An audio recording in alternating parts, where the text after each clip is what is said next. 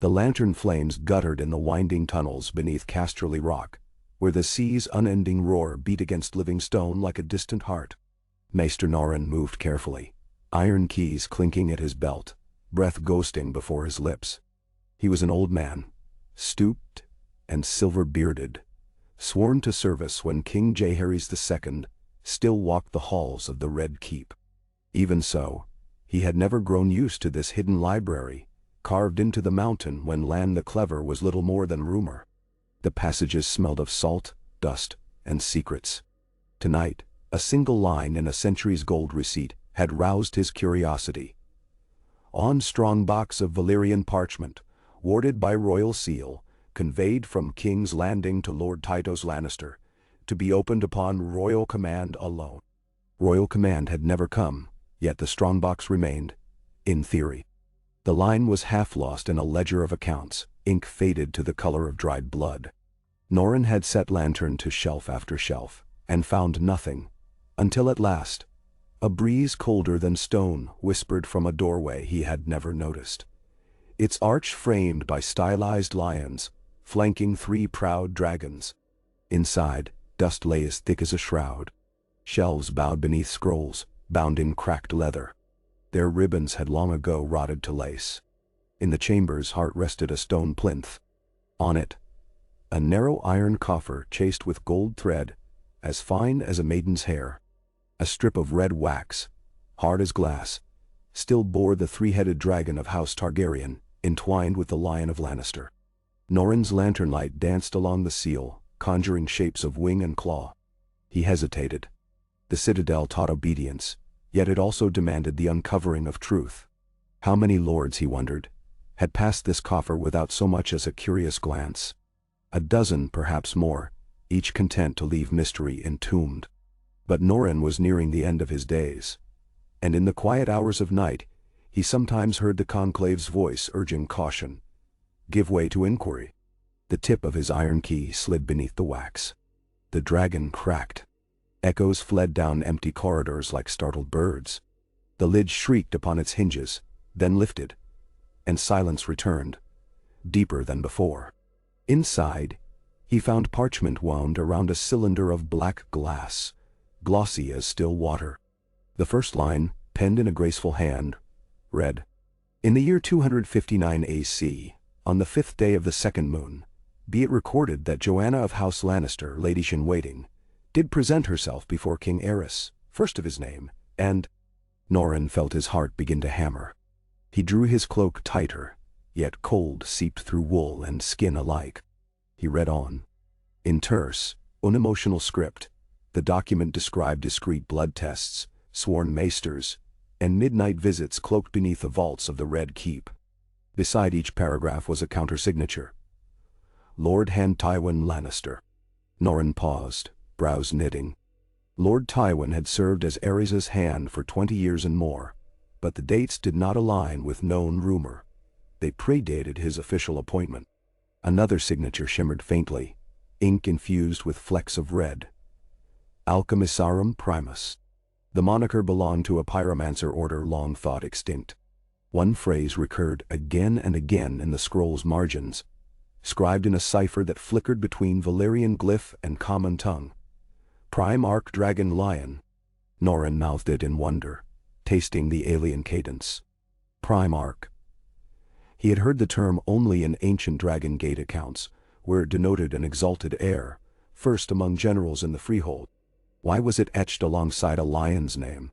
The maester forced himself onward. The final passage was brief. And so it is agreed by royal prerogative that should the line of the dragon falter, the issue born of Joanna Lannister, and the king's seed shall inherit the flame, to reign unshackled by the ashes of the old. Norrin's lantern slipped. He caught it before it shattered, but hot oil kissed his palm. The sting anchored him in the present. He wrapped the scroll, replaced the lid, and with trembling hands, pressed wax soft beneath flame to forge a fresh seal. His lion device felt thin, fragile. A sound half hiss, half laugh, echoed from behind. Norrin spun. The chamber yawned emptily. Only shadows lingered, but he sensed a presence, ephemeral as the sea spray rising through fissures in the rock. He fled. Stone gave way to stair to corridor, and at last to the vaulted rookery above the rock's western cliffs. The night sky was clear. The maiden's constellation glittered as though strung with tears. Far below, surf crashed in white fury, threads of foam glinting like ghost fire. Norrin sealed the raven scroll tube, but ink would not suffice. He crushed dried petals of nightshade into his wax, a trick learned in Old Town. The message would darken to pitch and be unreadable unless salted water restored its pigment. Only one man knew that craft as well: Grand Maester Pycelle, once Norrin's fellow acolyte. Pycelle served the hand, and might yet jealously guard secrets the crown no longer remembered. The raven took wing toward King's Landing. Norrin watched until the bird vanished against stars. He wondered if duty had just delivered him into treason, or the realm into salvation. Dawn rose over Lannisport in silken hues of rose and copper. On the rock's eastern terrace, a young keeper named Laurent arrayed the summer banners. Golden lions stirred in sea breeze, claws poised. He glanced back at the ramparts where Lord Tywin Lannister, freshly come from his morning council, stood as a statue wrought of sunlight and grim resolve. Laurent had served since boyhood, and had never heard Lord Tywin raise his voice. When orders came, they fell like sword strokes, precise and irrevocable. Yet today, something in the Lord's posture struck him as expectant. Tywin's eyes, green as tarnished bronze, fixed upon the horizon. His hands clasped behind his back, the right gloved, the left bare. A minor affectation, court rumor held, to cover a thin scar earned in his youth. But Laurent thought the gesture suggested concealment, as though the lion hid claws of his own. Hooves clattered upon the eastern gate bridge. A single rider emerged from morning mists, a courier bearing the black handwrit of the crown. Tywin did not move until the rider dismounted, bowed deeply, and produced a scroll sealed in brown wax. Laurent glimpsed the sigil before Tywin tucked it within his cloak. No lion, no dragon. The wax was plain, marked only by a faint, 70-pointed star. The courier whispered. Tywin listened, face unreadable. A nod. The rider backed away. With that, the Lord of Casterly Rock turned and descended, boots ringing upon bronze-shod stone. Laurent released a breath he did not know he held. Below, in the Hall of Heroes, torches flickered between towering statues. Land the Clever, Tom and I, and the revered Red Lion. Tywin's footsteps echoed like hammer blows. At the far end, under vaulted ribs of granite, Sir Kevan awaited, cloak heavy with travel dust. Your Grace. The words slipped before Kevan could master them. He saw his brother stiffen, pale brows twitch by a hair's breadth. Not here, Tywin said, voice low, edged with warning. Kevan's throat tightened. Forgive me, old habits. Old habits breed loose tongues. Steel flashed behind Tywin's eyes, and loose tongues draw swords. Kevan inclined his head. Very well, brother. Yet he could not still the storm in his chest.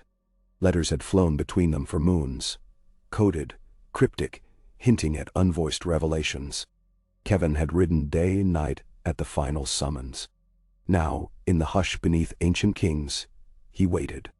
Tywin produced the plain sealed scroll. Grand Maester Pycelle writes of matters best unspoken beyond blood. He snapped the wax. Parchment whispered. His gaze roved each line, expression carved from marble. At length he handed the page to Kevan.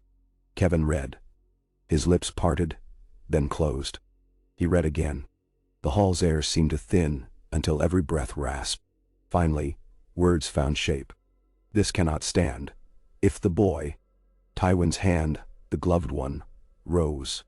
Silence. We will speak in my solar. They climbed spiral stairs to a study lined by thick-set tomes on warfare and law, each arranged with mathematic precision. A single narrow window looked east, toward the capital, where the dragon throne cast its long shadow. Tywin poured 2 cups of dark arbor red. Steam rose, aromatic. Pycelle confirms the scroll's authenticity, Tywin said. Norrin's seal matches records from Old Town.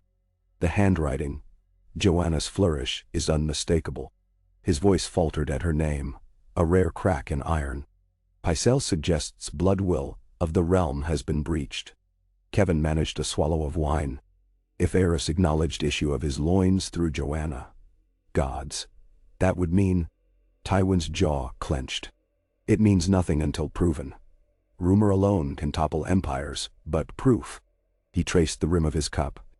Proof crowns emperors, Tordand. Kevin's gaze flicked to the gloved hand. He remembered a hunting accident when they were boys. But he also remembered the day Tywin returned from King's Landing, fingertips scorched after some clandestine ritual with the Alchemists' Guild. No explanation had ever followed.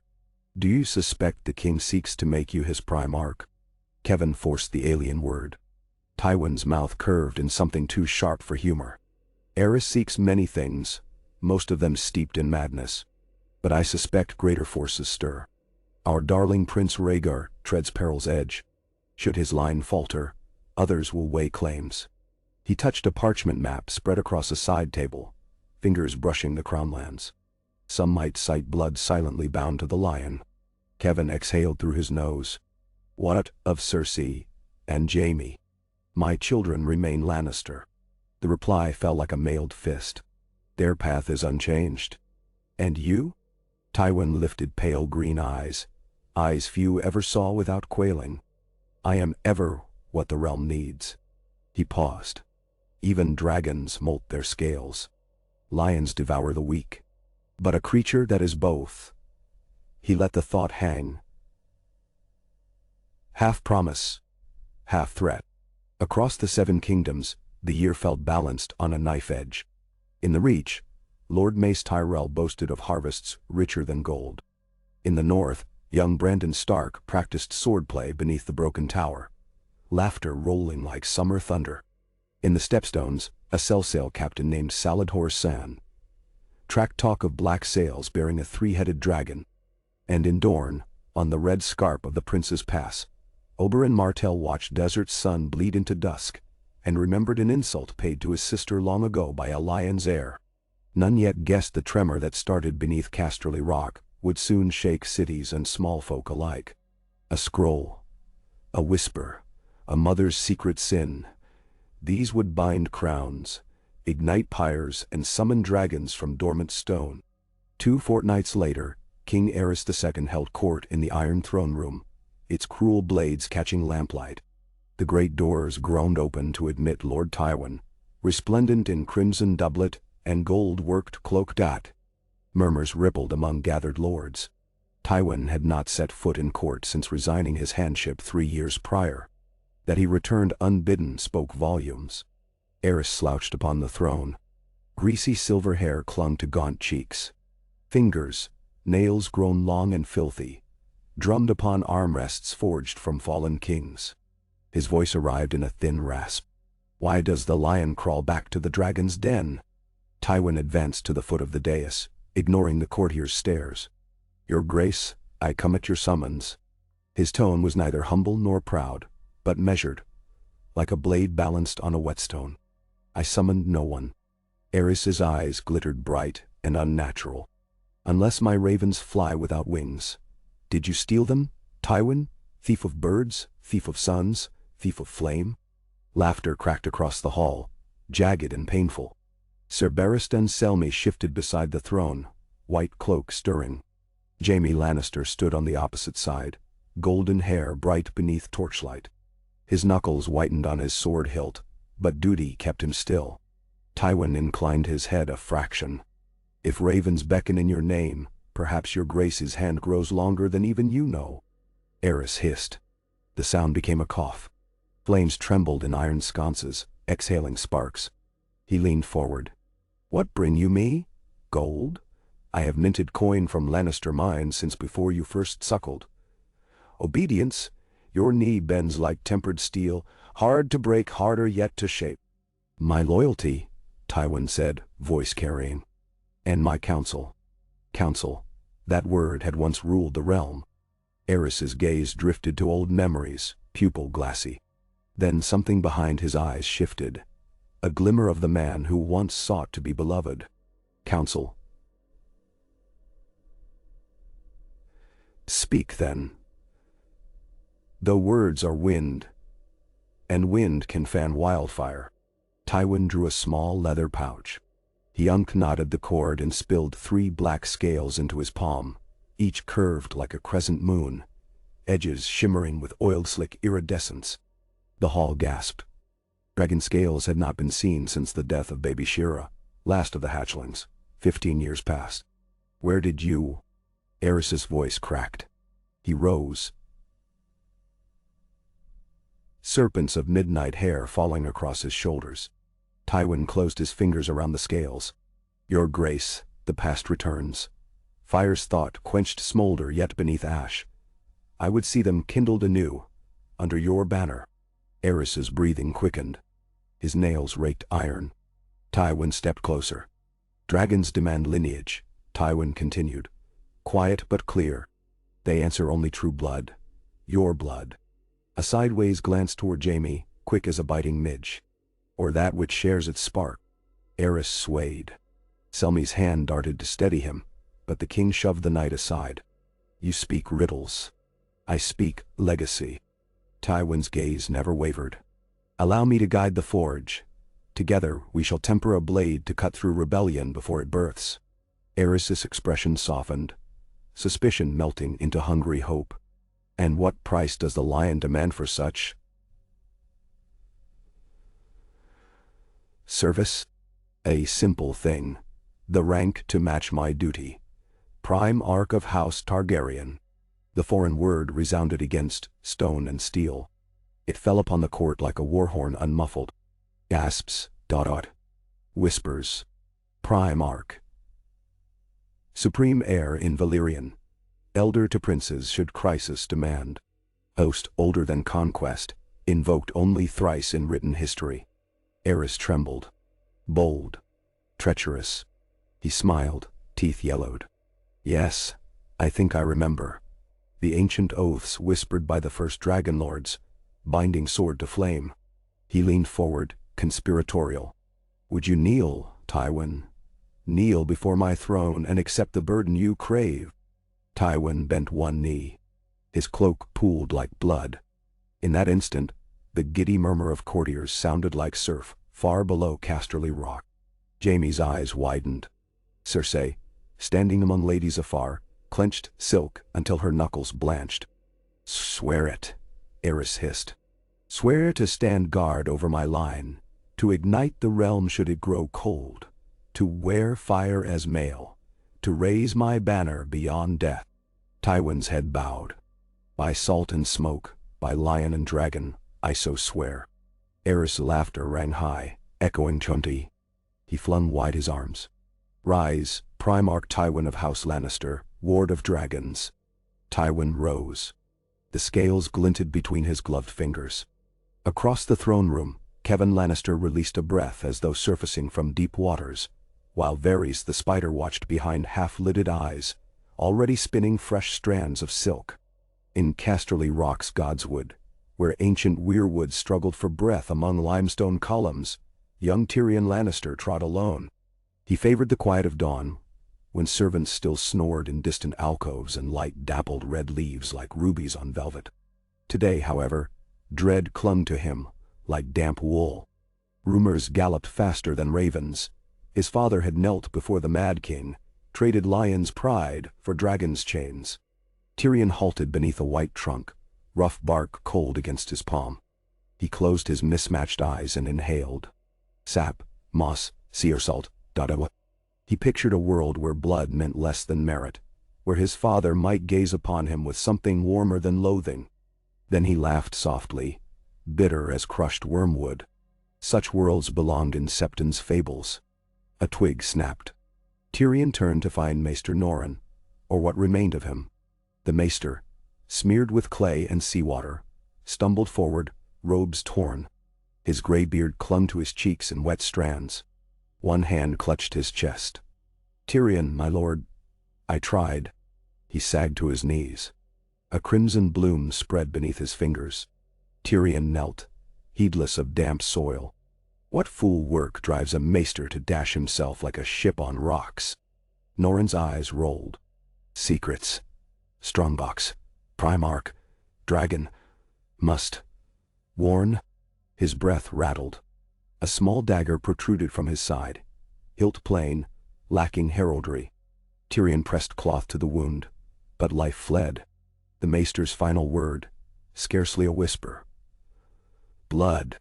Footsteps approached. Tyrion looked up to see Sir Amory Lorch, helm under arm. "My lord dwarf," Amory said, voice thick with jest. "You wander early." Tyrion's gaze flicked from Amory's mailed gauntlets to the dagger in Norrin's ribs. The hilt matched the pommel of Amory's knife sheath, save the sheath hung empty. Understanding chilled Tyrion's spine.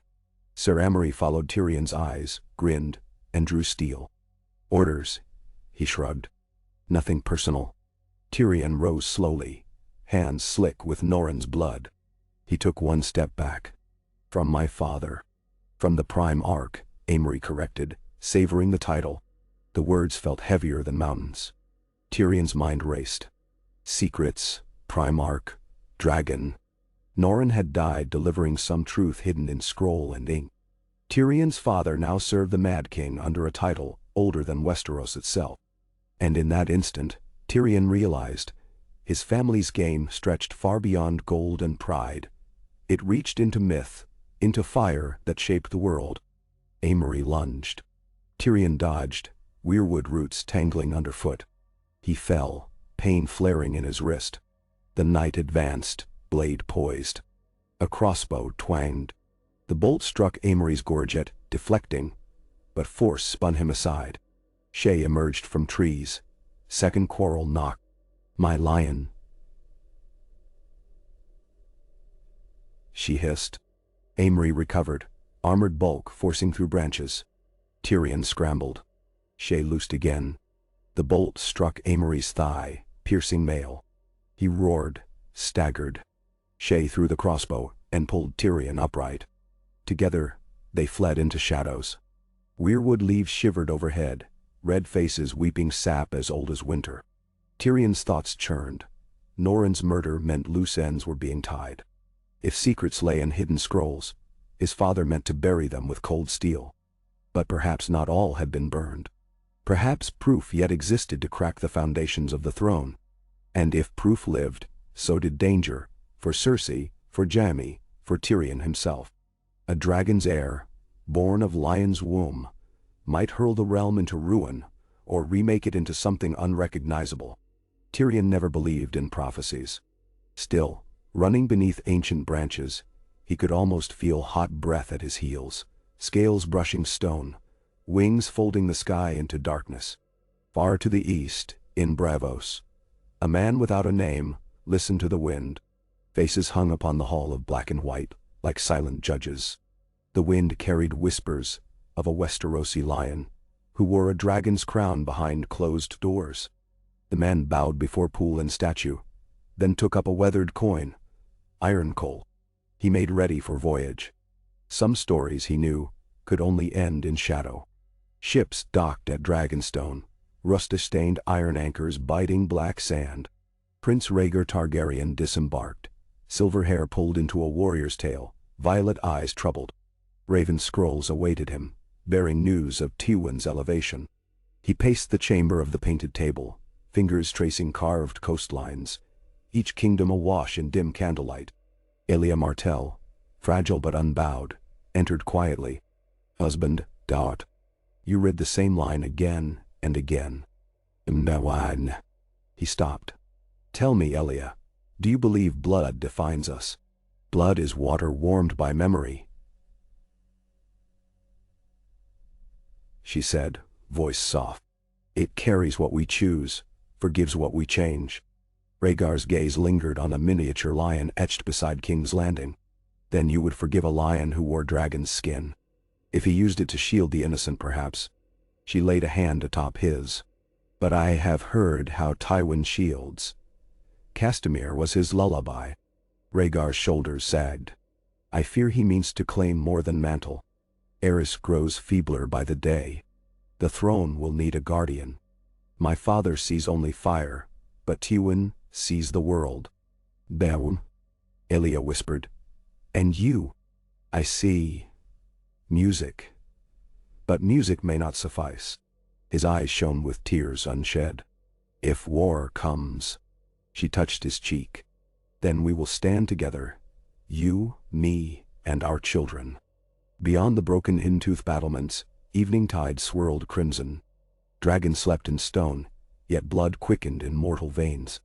Each choice, each whispered secret, wound threads tighter in an unseen loom. Soon, patterns would emerge. Swords against flame, lion against lion, dragon against dragon. And somewhere in the dark, Primarch and Prince would meet, each believing destiny favored him alone. A fortnight later, the stepstones burned. Black sails emblazoned with three-headed dragons descended upon pirate coves, unleashed by Aerys's new Primarch. Wildfire casks fell like green comets, devouring ships and men alike. Tywin watched from Lion's Roar, a massive flagship forged in Lannisport yards, prow carved as a roaring beast. Green light painted his face an unearthly hue, but his eyes reflected only calculation. Kevin approached the quarterdeck. "The seas run clean, brother. A show of strength will cow lords who doubt your station." "Sure." Tywin's gaze fixed on distant flames. "Fear is a forge. Hammer it swiftly, quench slowly, and steel will not crack." He turned. "Yet dragons cannot rule by fear alone. We will remind the realm what justice feels like." Kevin glanced uneasily at Wildfire's glow. "Is this justice?" "It is precedent," Tywin replied. "And precedent is coin of realm." Nearby, Pyromancer Rossart bowed low. "Primarch, shall we prepare the second wave?" Tywin shook his head. "Not today. Let stories grow. Tales ripen sweeter than fruit." He clasped gloved hand to railing. The leather hissed softly against wood. Scales might hiss the same, Kevin thought. Salt spray cooled the night. Flames died. Smoke drifted skyward, twisting into the shape of a dragon whose wings stretched beyond stars. In King's Landing, Varys glided through secret passages, whispering cloth-brushing cobweb. His little birds chirped tidings. A dwarf fleeing west with a dead maester's pouch. A Braavosi ship seeking harbor on Blackwater Bay. A sand-rowed caravan bearing rare obsidian toward Casterly Rock. The spider wove strands, fingers nimble. Yet the pattern refused clarity, as though some hidden design warped his own. He paused at an iron sconce, twisted, and entered a chamber where Qyburn bent over a corpse. Candles quivered. Qyburn looked up, smile thin. Another whisperer, master, caught by the Primarch's men. "He had your songbird tattoo." He parted skin with scalpel, humming. Varys frowned. "Tywin moves faster than I anticipated. Perhaps he has guidance." Qyburn's eyes sparkled. "Something stirs him, beneath cold veneer." Varys approached. "Find out what. And soon, before dragons hatch anew." "Then Shawan." Qyburn inclined his head. "As you say. But remember, every birth bleeds the mother." He resumed his work. Wet sounds filled the chamber. Varys departed, satin slippers silent. The Red Keep's bones creaked. Somewhere, water dripped, caught eternal in cracks of stone. Tears of a castle that had seen too many kings. On the distant Isle of Lys, a sellsword captain, Sir Jorah Mormont, drank sour wine. Dice clattered. A minstrel sang of Lion's Crown. Jorah spat, thinking of the North, of shame, of a father whose honor had no price. A cloaked stranger sat across the table, eyes hidden. "What if," the stranger murmured, "the lion's roar carried dragonfire?" Jorah snorted. "Then the world will burn. Would you douse the flames? For the right purse." Jorah's gaze drifted to the cloak's clasp. A silver harp, broken string. He frowned. The stranger slid a purse across. "Sail at dawn. Guard a ship bound for Dragonstone. A prince requires swords loyal only to coin." Jorah hefted the purse. Heavy. He nodded. The stranger vanished. Yet in his absence, the wine seemed bitterer, the dice colder. Jorah wondered which prince he served, and whether coins could shield a man from prophecy. At Casterly Rock, Cersei dreamed of wildfire. Green tongues licked her skin yet left no mark. She stood upon a hill of swords, crowned in flame. A shadow stepped from smoke. Her father, eyes alight with inhuman glow. He offered a coronet wrought of gold and scale. "Rule beside me, daughter," he whispered. "Together we shall bind the world." She reached. The crown bit flesh. Blood dripped, and from each drop sprouted a red flower whose petals were screaming faces. Cersei woke, gasping, silk sheets tangled. Moonlight spilled through shutters. She pressed fingers to temples, heart racing. Footsteps neared. Jaime entered, hair tousled.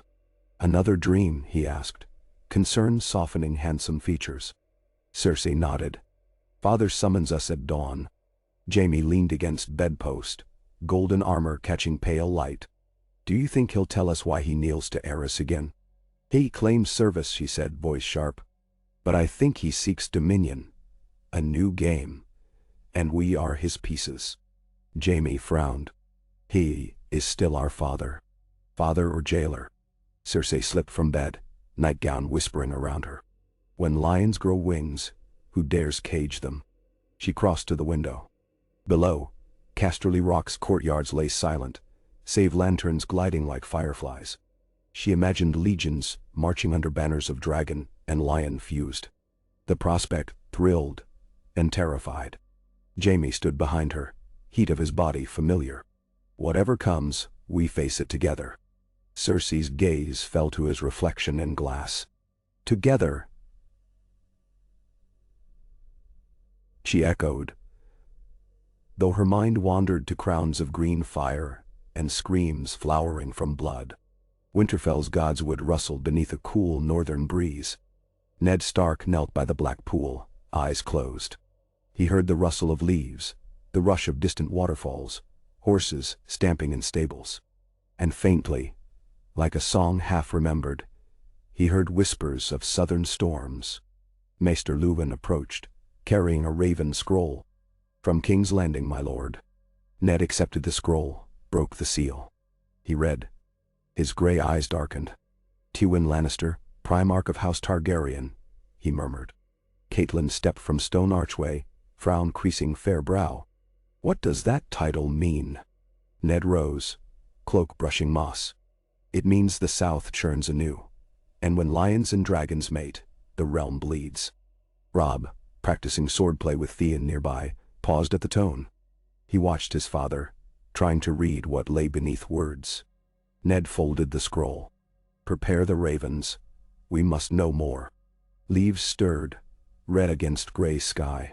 The old gods watched. Silent faces carved into the weirwood bark. Ned thought he heard their sigh, long and sorrowful. Thus the stage formed, a mad king craving fire, a primarch lion draped in dragon's deal, a prince who dreamt of song, a realm waking to nightmare. Scrolls hidden and found, blood spilled and yet to spill, secrets whispered and shouted. And beneath it all, an older truth coiled like a sleeping worm, patient, hungry. Lineage is more than flesh, destiny more than crown. Some tales are born in blaze, others in shadow. This began in both. 5 hours hence, when torch fat burns low, and stars fade before false dawn, the world shall learn whether dragon tempered by lion yields steel, or ashes. Ei. Ka. The noon sun smoldered above the gilded stern of Lion's Roar, as the flagship cut a path northward through placid summer seas.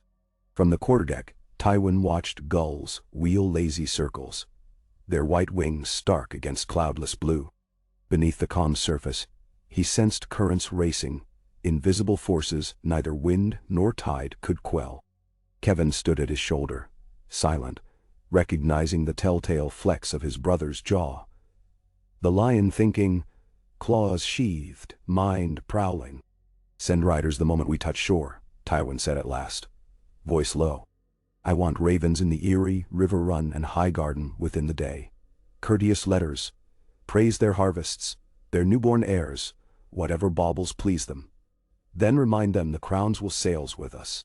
Kevin nodded. "And the rock?" Tywin's gaze flicked to Lannisport on the horizon. Smoke stacks thin ribbons in the heat. Tell Cersei to prepare guest chambers fit for dragons. Aerys will demand pilgrimage once his whim turns. He paused, gloved hand curling on the rail. Salt spray cooled heated leather, but no water could quench the molten intent running through his veins. For years, he had bent destiny's arc from shadows. Now he shaped fate openly, hammering the realm upon the anvil of a forgotten Valyrian title. Primark, protector, heir, enforcer. A lion bound to dragonflame. Kevin risked a question. Do you trust the king to honor his oath? Trust? Tywin allowed a mirthless smile. I trust that madness follows its pattern until checked. Our duty is to govern the pattern. A bell tolled forward. The lookout had sighted black sails on the western horizon. Kevin lifted the Myrish lens, squinting. Not pirates. A merchant cog, but those banners. He passed the lens to Tywin, who tilted it. Crimson and gold, quartered with black. Lannister markings inverted. A sigil unfamiliar. Tywin's lips thinned. Signal them to heave to. Drums boomed. Sails reefed. The cog responded sluggishly, drawing alongside. Its deck bristled with hired spears. At the rail, a tall Bravosi in teal silks raised a calloused hand. Lord Primark, the man shouted across water. Valyrian accent thick but clear. I am Benero Doros, captain of Spindlefish, servant to Prince Rhaegar. He bowed. The prince extends peace and conference at Dragonstone. Murmurs rippled among Lannister officers. Tywin's eyes narrowed. Conference, he replied. Yet you fly my colors.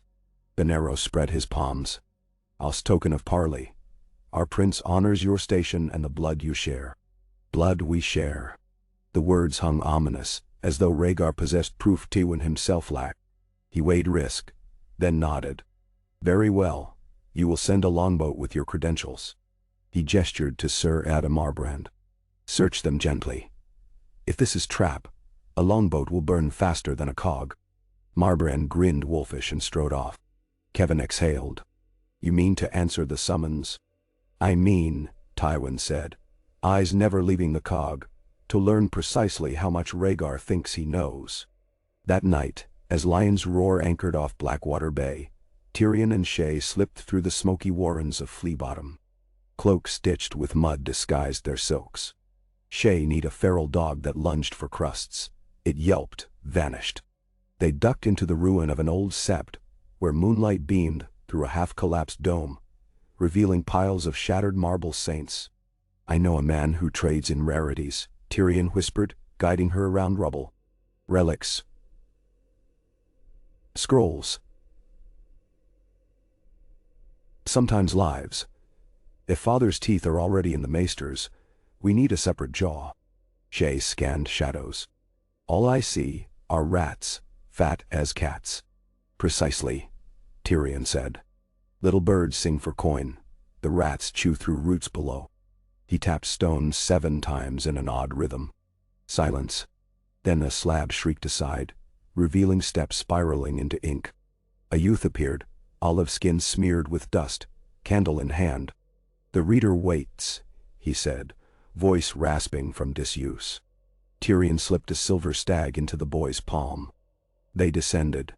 The sanctum below smelled of vellum and lamp oil. Shelves grown from stalactite and stalagmite held brittle papyri. At a table sat a gaunt woman with silver eyes, hair cropped short. She was called the Reader, though many thought her myth. An exiled magi from Lys who claimed descent from the lost libraries of Valyria. Tyrion, son of Tywin. She greeted, tongue tasting every syllable as though wine. You bring fresh ink. I bring need, he corrected, hoisting a damp bundle. He unwrapped Norrin's pouch, stained parchment, cracked wax bearing a lion's faint impression. The Reader leaned close, pupils dilating when she glimpsed Valyrian glyphs. Primark Dragon Lion. She read softly. Tyrion withdrew a second object, Maester Norrin's iron key. His life purchased this. I require translation, authentication, and leverage. The reader lifted parchment to lamplight. Blood index, dragon seed verification. Old formula. The pyromancers believed they could distill truth from flame and salt. She tapped glyphs. These symbols denote hereditary viability. Whose blood sample sits at the apex? Then? Tyrion pointed. Joanna Lannister. My mother. Shay stiffened. Tyrion's smile did not reach his eyes. Apparently, if scroll speaks truth, I may share more with dragons than my father admits. The reader traced a sigil of triple-headed dragon interlaced with lion. With this, you could claim half the realm. Or buy half of Essos. She looked up. What is your ask? Insurance, Tyrion said. Make 3 copies. One goes to Prince Doran Martell in Sunspear. One to Stannis Baratheon on Dragonstone. The third stays with you, as guarantee. He folded arms. Should I, or the girl beside me, die unnatural deaths, you deliver all to the Citadel, and every court barred for good measure. The reader considered. Payment? 20,000 gold dragons upon delivery of proof of dispatch. Lannister gold, of which there is always plenty. Silver eyes gleamed. She nodded. Done. She snapped fingers. The boy melted from shadows, retrieving quills. Shay tugged Tyrion's sleeve. This will anger your father. That, Tyrion said, lips quirking, is precisely the point. 2 days later, Tywin climbed ashore on the black sands of Dragonstone, cloak whipping in sulfur winds. Volcanic vents hissed like sleeping serpents. At the quay waited Prince Rhaegar, tall and lithe in scaled leather armor, silver hair stirring, violet eyes thoughtful. Lord Primark, Rhaegar said with a courteous bow fitting a king, not a prince. Tywin inclined his head equal measure, no more. Targaryen guards stood behind Rhaegar, but their faces betrayed curiosity rather than hostility. Dragonstone suits you, my prince, Tywin observed. A fortress carved from flame. Rhaegar gestured toward the winding stair. Join me within. My lady wife prepared a modest welcome. Inside, the ancient halls were cooler, torches flickering green with salts. Elia Martell greeted Tywin with measured warmth. 2 small children peered from behind her skirts. Rhaenys bright-eyed, little Aegon clutching a wooden dragon. When courtesies ended, Rhaegar led Tywin into the chamber of the painted table. The great wooden map glowed under oil lamps, continents rendered in greens and ochres, a living testament to conquest. Here, Aegon the dragon plotted. Now Rhaegar and Tywin faced one another across its rim like duelists. My ravens say you scourged pirate dens on the king's behalf, Rhaegar began. The realm thanks you, though I wonder, were you testing wildfire or loyalty? Both, Tywin answered coolly. Pirates are fine tinder. Rhaegar drummed slender fingers on Dorna's coastline. Your new office reawakens old doctrines. Primark existed to front lines when Valyrian freehold spanned continents. But Westeros differs. We have fealty, not absolute obedience. And Tywin leaned forward. Fealty shatters when throne falters. Aerys does not rule. He fractures. You, my prince, might heal, yet your father degrades daily. Until succession assured, the realm needs a sword. A sword. Or a leash. Rhaegar's eyes studied him. I have read scrolls that speak of Joanna Lannister's beauty, of her position as lady-in-waiting, of your proximity to my father. Some whisper your children bear silver hidden beneath gold. Thou. Tywin's face hardened. Rumor becomes poison, my prince. But even poison can be guided toward one's enemies. Rhaegar unrolled parchment. Tywin recognized Norrin's ciphered glyphs. His breath stilled. I found this in a forgotten pyromancer vault under the Red Keep, Rhaegar said. It records tests, comparing dragon seed markers with certain Westerosi bloodlines. He slid the parchment across. Your wife's sample matches dragon seed probability 97 parts in 100. Yet my father never disclosed legitimacy. Tywin studied the glyphs, masking shock. So Rhaegar possessed a duplicate scroll. Norrin's was not unique. He considered paths forward. Denial, concession, manipulation. I served as hand before these tests, Tywin said evenly. I obeyed Aerys's bidding. He swore me to silence.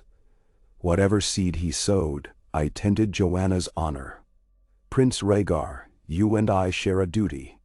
Prevent the realm from burning. Rhaegar gazed at the painted table. I would rather sing peace than wield steel, yet prophecy looms. The dragon must have 3 heads. But which 3? My children. My kin, through your line? The realm cannot house rival dragons forever. Now. Tywin's gloved hand tapped Westerlands. Then house them together. A bargain. Wed my daughter Cersei to your brother Viserys when he comes of age. Unite lion and dragon legally. Eliminate question of bastardy. Rhaegar's brows rose. Cersei would bind herself to a boy. For a crown, Tywin replied, voice edged with iron. And for stability. Rhaegar paced. Viserys is volatile.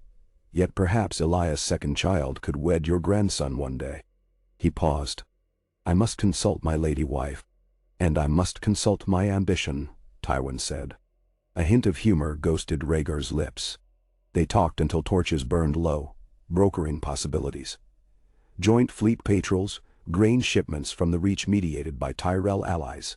Silent culling of extremist pyromancers, loyal only to Aerys. At dawn, they clasped forearms. Whatever blood flows through House Lannister, Rhaegar said. It flows now with mine toward one end. Tywin inclined his head. Until need divides us. Yet schemes seldom rest unchallenged. In King's Landing, Varys intercepted a whisper. Stannis Baratheon received a sealed scroll bearing dragon lion crest. The spider paled. Stannis, rigid as a sword baked in ice, would howl treason should he suspect royal bastardy. Varys summoned Qyburn in the black hours before dawn. Tell our fleet master to delay any raven departing Dragonstone.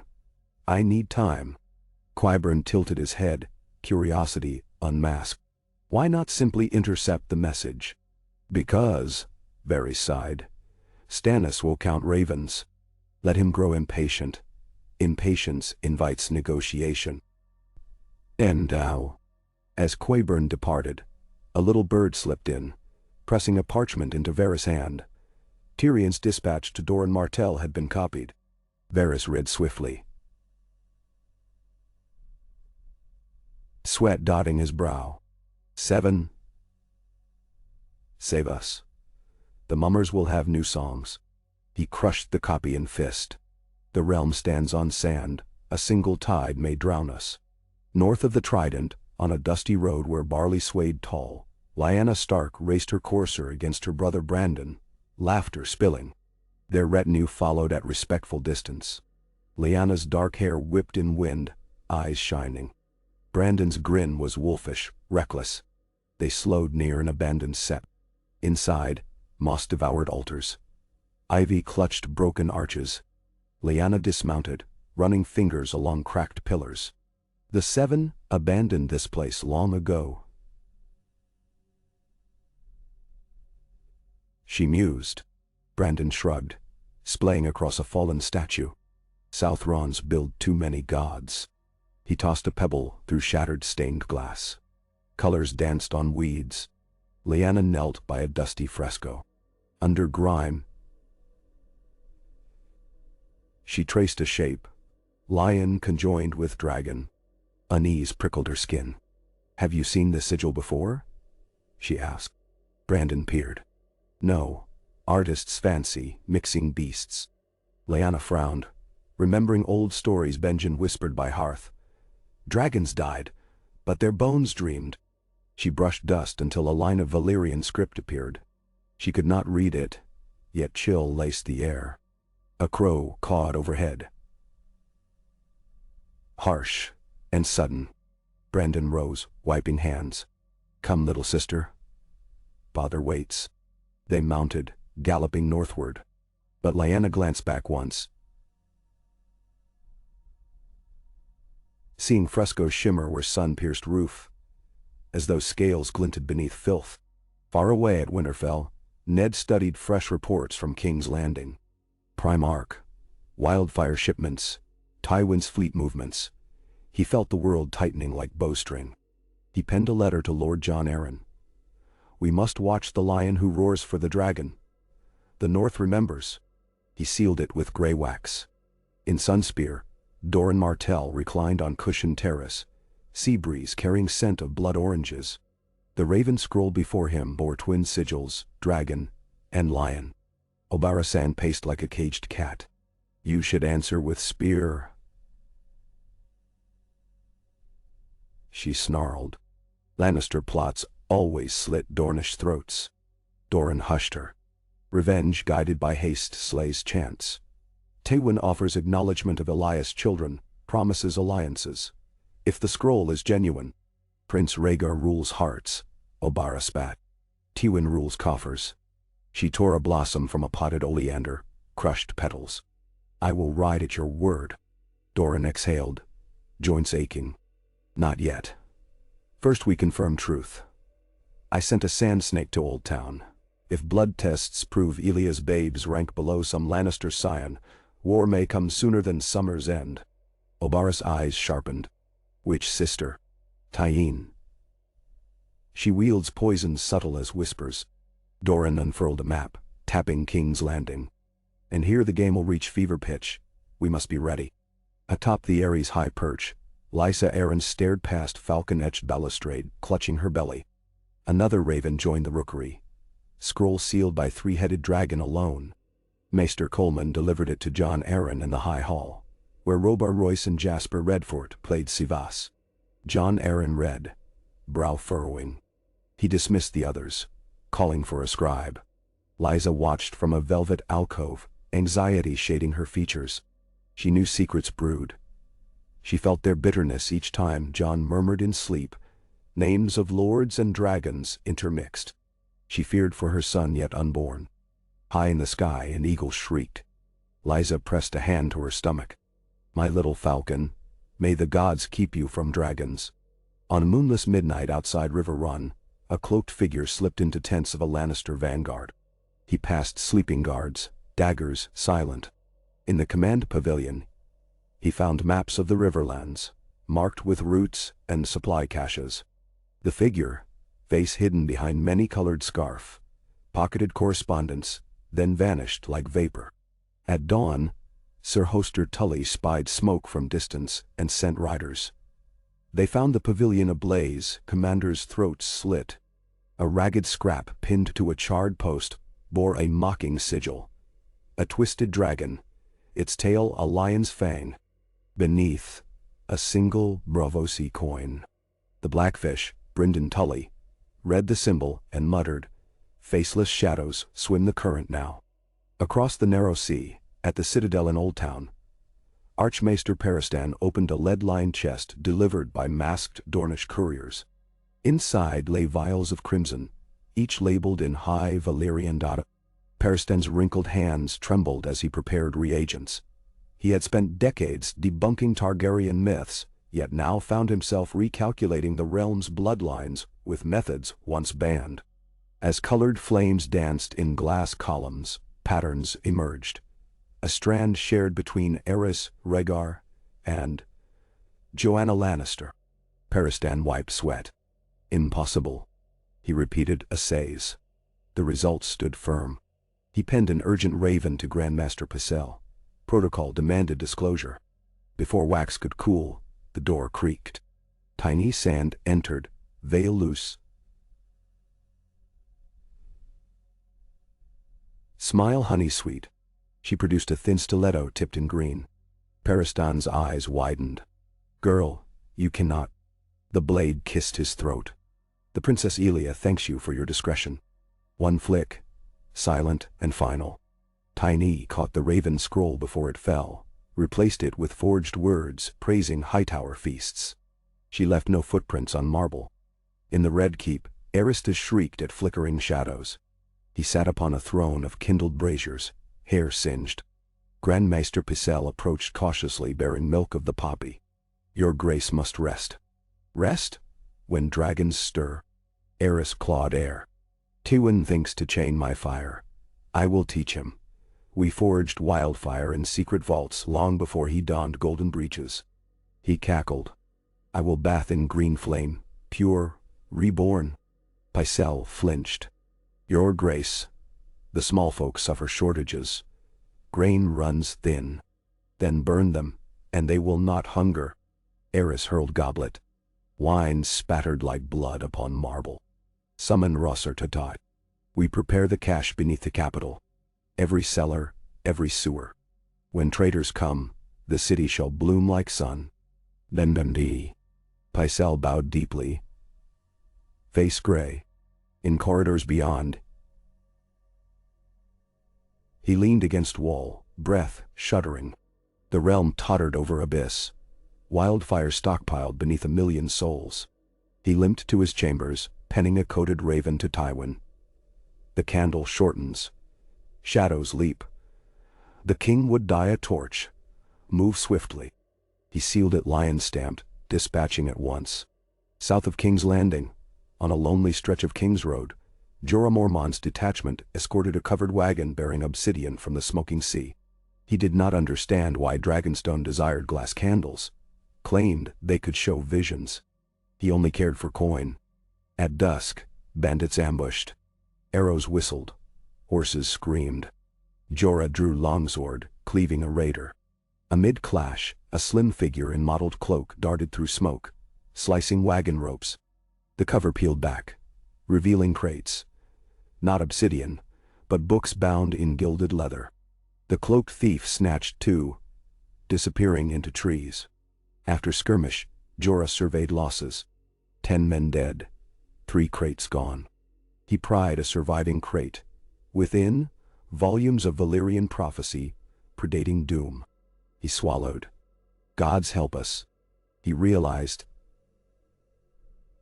Someone moved pieces larger than any sellsword. He rode to Dragonstone under borrowed moonlight, dread pounding in his chest. Back in King's Landing, Tyrion and Shae found sanctuary in a seedy inn called the Eel's Whisper.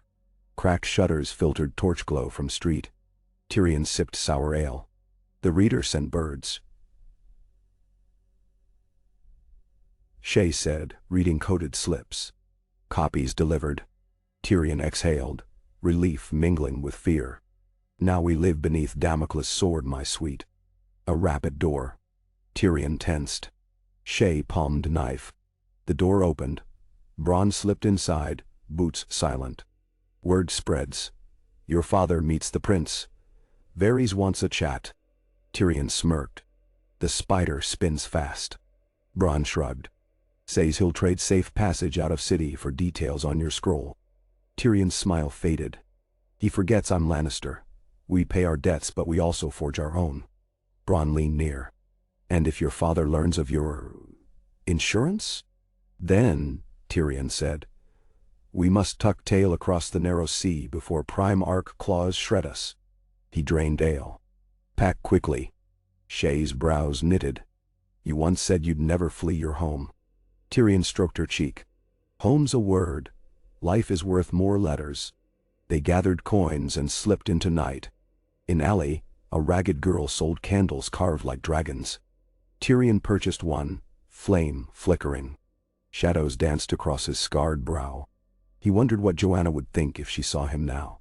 Her deformed son bartering realms to avenge a maester's death and defy his Titan father.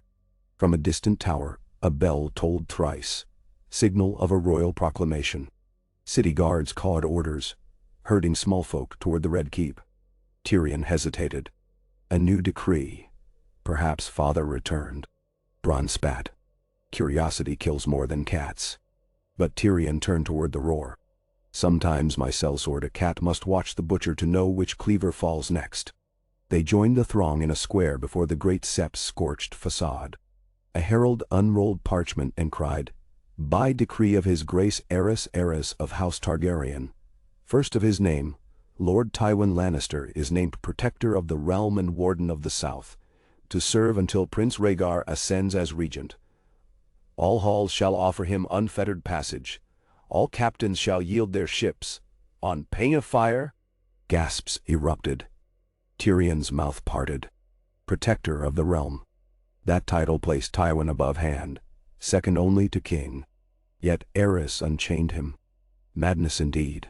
A hush fell as Tywin himself rode through gates, gold armor blazing, the king behind in litter, eyes wild. Beside Tywin rode Jaime in Kingsguard white, face hard. Cersei stood upon balcony. Hauntingly beautiful, gaze fixed forward. Trumpets ceased. Tywin dismounted, addressing people. The king entrusts me to strengthen realm. Trade shall flow, harvests safeguarded, justice swift. But traitors who conspire to tear crown from rightful heads will face dragonfire. He raised leather-gloved fist, clutching a black dragon scale. Remember. Then he pivoted, escorting Aerys inside. Tyrion's throat felt tight. His father, sentinel to a mad king, wielding both lion gold and dragon flame. A storm approaching. Shay tugged him. We must leave. Tyrion nodded, mind racing. He had hoped scrolls would deter father, but Tywin pressed harder. Insurance might still shield him, but only if revealed at precise moment. Too soon, Tywin destroys him. Too late, wildfire consumes all. He shuffled northward, plotting. He would sail from Cracklaw Point, perhaps to Pentos, where Illyrio conceals many exiles. He would gather sellswords, coin, words penned sharpened into blades. And one day, when dragons and lions lay locked, he'd open the lock. Time slid like hot wax. In High Garden, Olenna Tyrell pruned roses, snipping heads with exquisite precision. Mace puffed nearby, reading a raven. Mother, Lord Tywin seeks increased levies of grain for King's Landing. 50,000 bushels. Olenna smiled thinly. 50 today. 70 tomorrow. The lion's appetite grows when riding dragons. We shall oblige, at double prior cost. She dusted petals from gloves. Send fresh cheese, fragrant olives. I feed the capital until it waddles. A fat belly moves slowly when revolt stomps. Bah! She cut a crimson bloom, tossing it to pond. Never play lion's game, make it play yours. On Dragonstone, Elia Martell watched Rhaegar through veiled doorway as he strummed harp strings. The melody was haunting, a lament for towers fallen. She pressed hand to her womb, though healers told her no child would quicken again. She worried for him. Prophecy weighed heavier each season. He finished song, noticing her. You should rest, he said. Elia approached, trailing silk. I have rested enough. I overheard maesters. They say Aerys named Tywin protector. Now. Rhaegar's fingers stilled on strings. Then father moves pieces as expected. I must accelerate. Accelerate what? His eyes unfocused. A secret council at Harrenhal. I will invite lords great and small, speak of reform. If they rally, bloodshed may be avoided. Elia searched his face. Will it?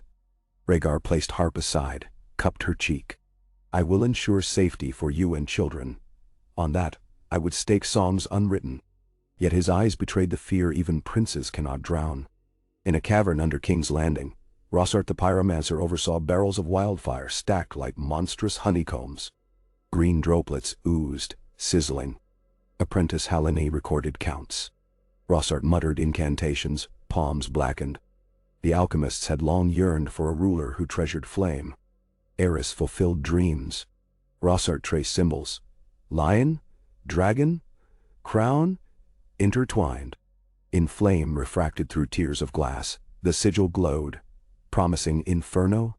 Soon, he whispered, all shall bathe in purity. Smoke curled, shaping a three-headed beast with roaring mane. On rocky road to the Vale, a cloaked rider guided a mule laden with heavy tomes. The stolen prophecy books. Removing hood, he revealed dark curly hair and cunning eyes. Pettier Baelish. He hummed, patting mule. My darlings, he crooned to the books. You'll buy me ladders taller than any lord's pride. He envisioned barter. Secrets for keep, keeps for titles. A lion primark? A dragon prince? He would feed both, then steal scraps left of their feast. Snowflakes drifted, though summer lingered, omen of discord. Petyr smiled wider. At River Run, Catelyn Tully walked moonlit battlements with Lysa's letter clutched. Talk of dragons and marriage pacts troubled her. She longed for Ned's steady counsel. Voices rose from the great hall below. Her father, hosting Lord Hoster Blackwood and Jonas Bracken, rivals rarely civil, yet they drank in brotherhood tonight, bound by fear of the lion's ascendancy. From the east soared a raven bearing grey wax. Maester Vyman read Ned Stark's message to Catelyn under candle glow. She pressed Quill to reply, "We will stand watch with you. Winter may come sooner than leaves fall." Nendo. In the eel's whisper, Varys materialized at Tyrion's vacated room, finding only smoldering candle carved like dragon. He touched melted wax, frowning at heat. "Moments ahead of me, little lion," he murmured. He opened shutter. Across rooftops he spied figures slipping down a drainpipe. He sighed. So the game widens. He retrieved a folded parchment left on nightstand, a limerick about spiders who weave themselves into knots. Varys chuckled despite tension. "Well played, my lord. Well played." Dine thou. But elsewhere, darker forces turned. Qyburn perfected a serum mixing basilisk venom and wildfire residue, intending soldier transformations. Tyne couriered proof of her kill to Doran. Jorah delivered broken crates, earning Rhaegar's gratitude and appointment as captain in a venture to Essos for allies. And above all, Tywin returned to Casterly Rock, summoned Cersei and Jaime. In his dim solar, he placed a small ebony box before them. "Within," he said, "lies a relic older than the wall." He opened it. 3 obsidian eggs flecked crimson. Cersei gasped. Jaime's eyes widened. Tywin explained. "Recovered from Valyrian ruin at cost of 50 men. Legend claims heat, blood, and sacrifice may wake stone." He closed lid. "If dragons rise, ours shall bear a lion's roar. You, my children, will master them." Cersei reached out, trembling. Jaime stepped back. Tywin noted both reactions, filing away uses for each. Night deepened. A comet flashed across southern sky, green tail blazing. Small folk prayed, maesters argued, seers wept. Some called it dragon's breath, others lion's bane. But all could feel change crack the firmament. Spring's last day dawned blood-red over Harrenhal's blackened towers. Banners streamed along causeway as lords arrived for Rhaegar's tourney disguised as festival. Stannis came stiff-backed, eyes wary. Oberyn Martell rode with spear across saddle. Smile serpentine. Jon Arryn descended from mountain in snow-white cloak. Dot. Hoster Tully brought daughters radiant. From the Vale of Arryn to the Arbor of Red Wine, Westeros nobility converged. Tywin arrived last, procession glittering, gold cloak trimmed with red. He eyed Rhaegar atop ash-gray stallion. Trumpets sounded, but beneath heraldry lay subtext. Pledges, plots, silent reckonings. The painted tables debate now shifted to tilts and pavilions where words hid beneath lances. That night, feasts blazed in the Hall of the 100 Hearths. Minstrels sang, wine flowed. Rhaegar approached Lyanna Stark, offering song. Eyes locked, electricity crackled. Across hall, Brandon watched, fists tightening. Ned frowned.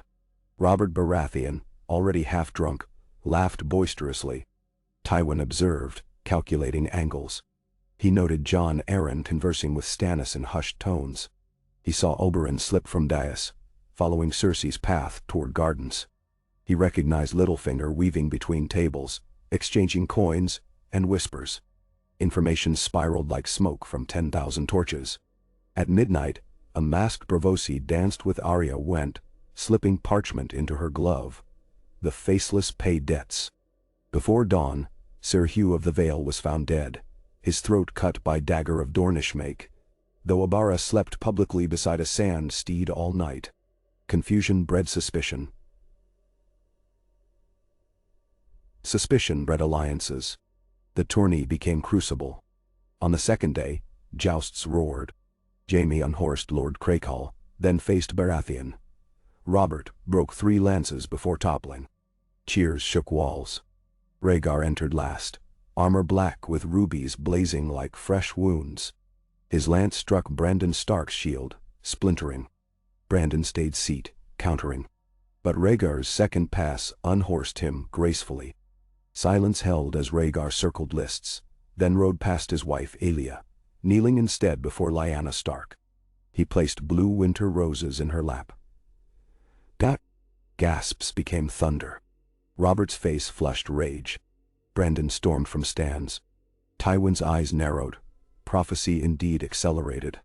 If Rhaegar meant to take Stark Maid, war would follow.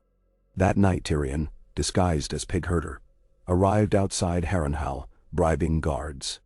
He slipped among campfires, seeking vantage. Bronn shadowed. Tyrion hoped to witness cracks in father's ascendance. In black cellars beneath the stronghold, Rossart conducted ritual among barrels of stolen dragon's eggs. Green flame licked shell. The pyromancer believed he could quicken stone faster than sorcery of old. When fissures spiderwebbed, he shrieked exultation. But one egg ruptured violently, releasing gout of emerald fire, toppling barrels. Rossart's robes ignited. He laughed as flesh blackened, praising purity. The conflagration raced upward, smoke funneling into the Hall of Kings. Guests evacuated, panic surging. Tywin's guards formed cordon, ushering Aerys outside. Rhaegar rallied men to douse flames. Amid chaos, Lyanna vanished. Some claimed a silver-haired knight bore her off. Brandon drew steel, roaring accusations. Ned restrained him. Tywin, eyes reflecting pillars of flame, realized fault lines now cracked beyond his scripting. He ordered Jaime to guard King's retreat back to King's Landing. He summoned ravens to Casterly Rock.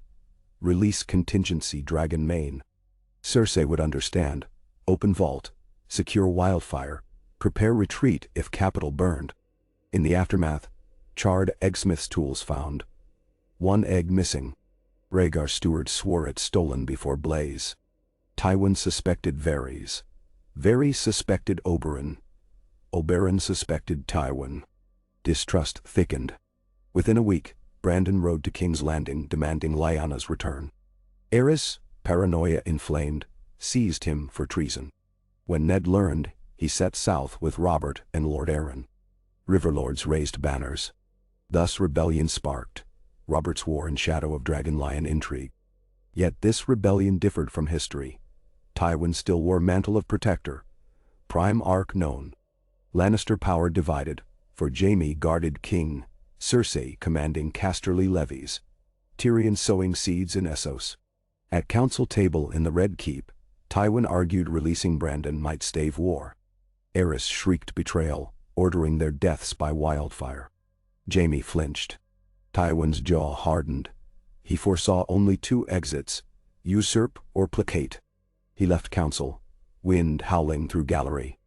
In cryptic corridor, he met Varys. The spider bowed. Chaos climbs, my lord. Perhaps time nears to seize helm. Tywin's eyes glittered. And spiders scurry whichever way wind shifts. Varys smiled thinly. A spider weaves nets to catch fire before it spreads. Tywin considered. Keep spinning. I may soon require a veil. He strode away, decision sculpting. On Dragonstone, Rhaegar donned armor, determined to end war quick. He entrusted Elia and children to Sir Arthur Dane with strict oath. Elia kissed him, tears shining. Return before moon turns, she begged. He touched her cheek. When war ends, I will build a world where songs outlive swords. From parapet above, Jorah watched, sworn to Prince's side. He felt pride surge. Perhaps service could cleanse shame of poaching. Flotilla sailed north. Rhaegar intended to parley with Robert at Storm's End, duel if need. But storms brewed, literal and political. At Casterly Rock, Cersei practiced with small dragon egg, heating within brazier. Cracks vined shell, pulsing warmth. Qyburn observed, murmuring incantations of blood and milk. Suddenly, shell split. Steam hissed. A claw emerged, dark, wet, but undeniably alive. Cersei laughed, eyes ablaze crimson reflection. Qyburn cautioned, the creature bonds to first scent. Offer blood. He extended, sharp knife. Without hesitation.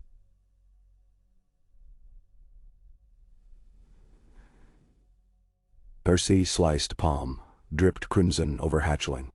The wormling latched, licking wound. Flames flickered in its tiny throat.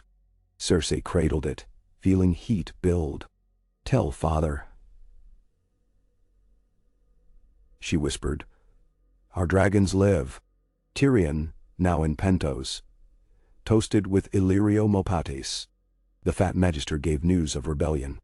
"Markets wager lion will eat dragon," he chuckled, jowl quivering. Tyrion studied, map dotty. "Markets forget lions don't breathe fire." Illyrio stroked, forked beard. "But they can ride fire. A curious son you are, undermining your sire." Tyrion swirled wine. "Perhaps I seek fairness, perhaps I fancy chaos. Or perhaps I know my father's victory leads to throne of cinders you can't buy silk with." Illyrio grinned. "Either way, opportunity. I have stored sellswords across free cities, awaiting banner." He produced scroll. "Your copies reached far. Doran Martell courts Braavosi Sealord. Stannis builds fleet. The world reshapes." "Menshine." Tyrion raised goblet. "To reshaped worlds, and men wise enough to profit." Months rolled like dice, thrown by uncaring gods. Battles erupted across crownlands. Stannis shattered royal galleys at Blackwater Bay. Tywin countered with gold cloaks armed by Lannister coin. Robert drove south, hammer ringing like thunder. But at Ashford he faced Tywin in steel lines shining. The clash saw thousands fall. Neither claimed victory. Yet whispers of Cersei's hatchling winged through camps. Hearts quailing. In a ruined sept, Rhaegar and Robert finally met, stars wheeling overhead. Their duel shook the hills. Yet as Robert's warhammer crushed rubies from Rhaegar's chest, the sky split, green comet arcing anew. Both men froze as roar echoed, primal and penetrating. Above, a juvenile dragon soared, black scales rippling, spewing thin plume of flame. Men screamed, scattering. The dragon circled once, then flew east, toward Casterly Rock. Robert gaped. Rhaegar, bleeding, whispered, "The beast bears lion eyes." He collapsed into Jorah's arms. Robert, stunned, lowered hammer. War changed shape. Against dragons, hammers and antlers meant little. He ordered retreat to Storm's End, reconsidering strategy. Jorah cradled Rhaegar, tears carving grime. Maesters staunched blood. Rhaegar lived, but prophecy fractured. Back in Red Keep, Aerys danced nude among candles, shouting, "My city will rise in flame as my son falls. Let them fear dragon roar. Let them fear wildfire." Jaime watched, jaw tight. Oaths warred with sanity. Tywin read reports by lamplight, satisfaction subtle. He penned to Cersei, "The hatchling's flight heralds dawn. Guard it with life." He sealed letter primark. Yet shadows lengthened. Tyrion brokered sellsword core with Ironbank loans tied to Dragon Lion revelations. Doran Martell mobilized spears northward, avenging threats. Ned Stark captured pyromancers infiltrating Winterfell trying to ignite grain stores. Oberyn raised a Lannister caravan, leaving lions-gutted dragon tongues carved into chests. All threads converged on King's Landing, where wildfire barrels coated streets beneath houses, ready to turn city into pyre should the king choose. In dawn's pale light, Jaime entered throne room finding Aerys whispering to Rossart, ash clinging to beard. Rossart held torch. Jaime's pulse thundered.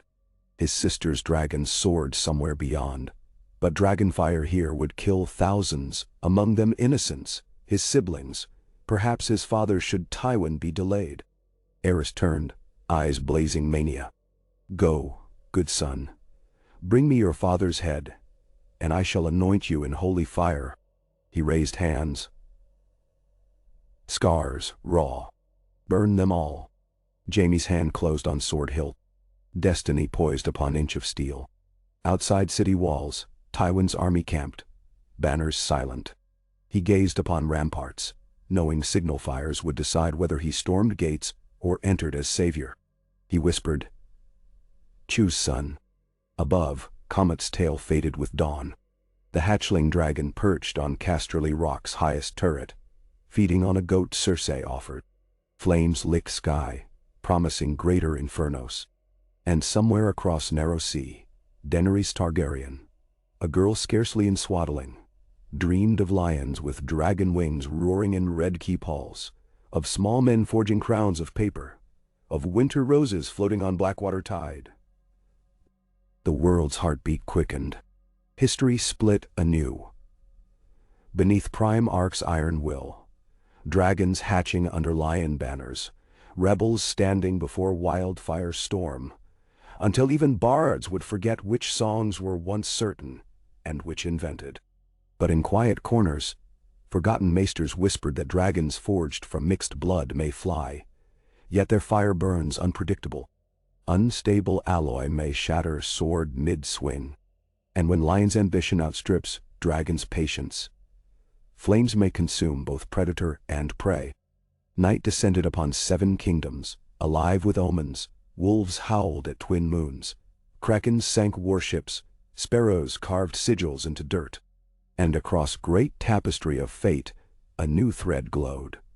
Scarlet and emerald, twining lion mane with dragon scale, weaving a saga to eclipse doom of old Valyria.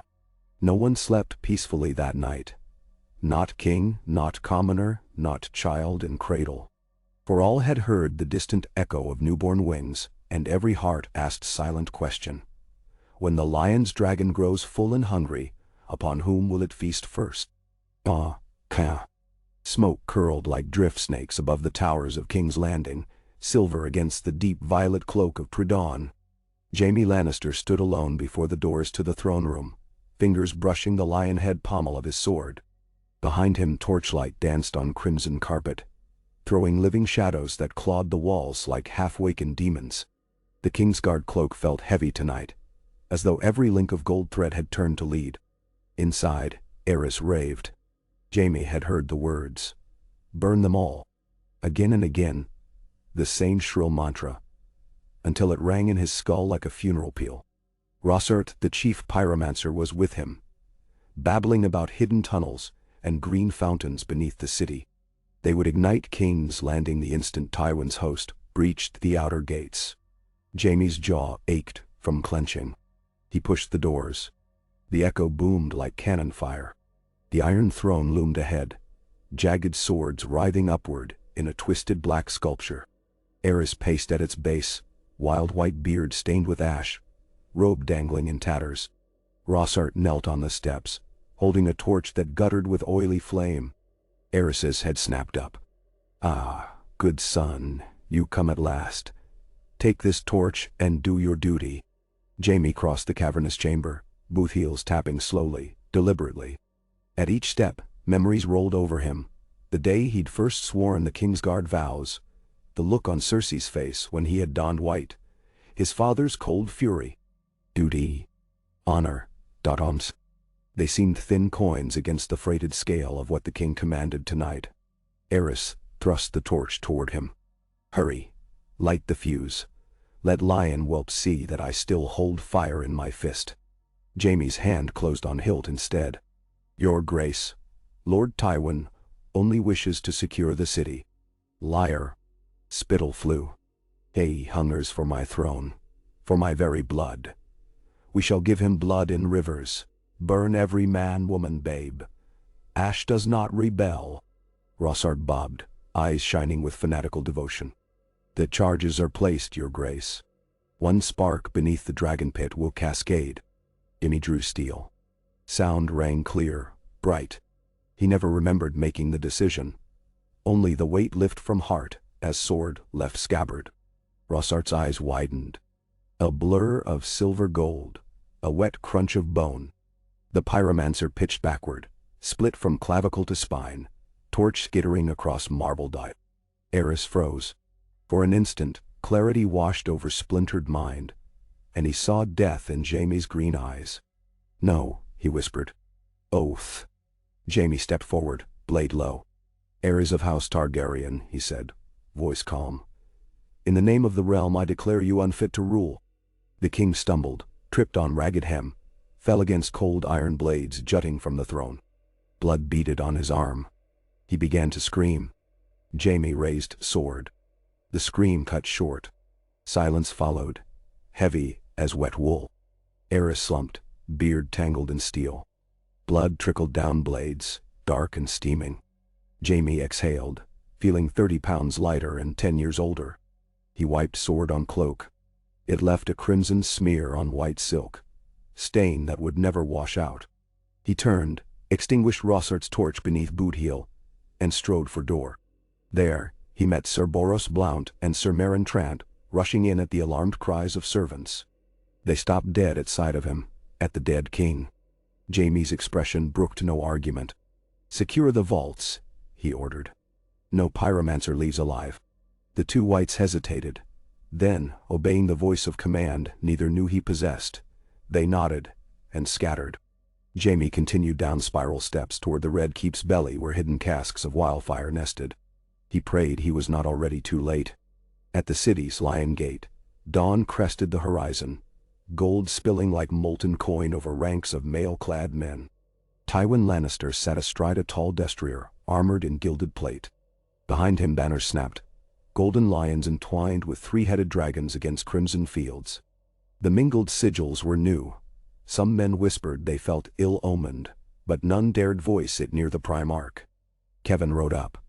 The outer wall surrenders, he reported.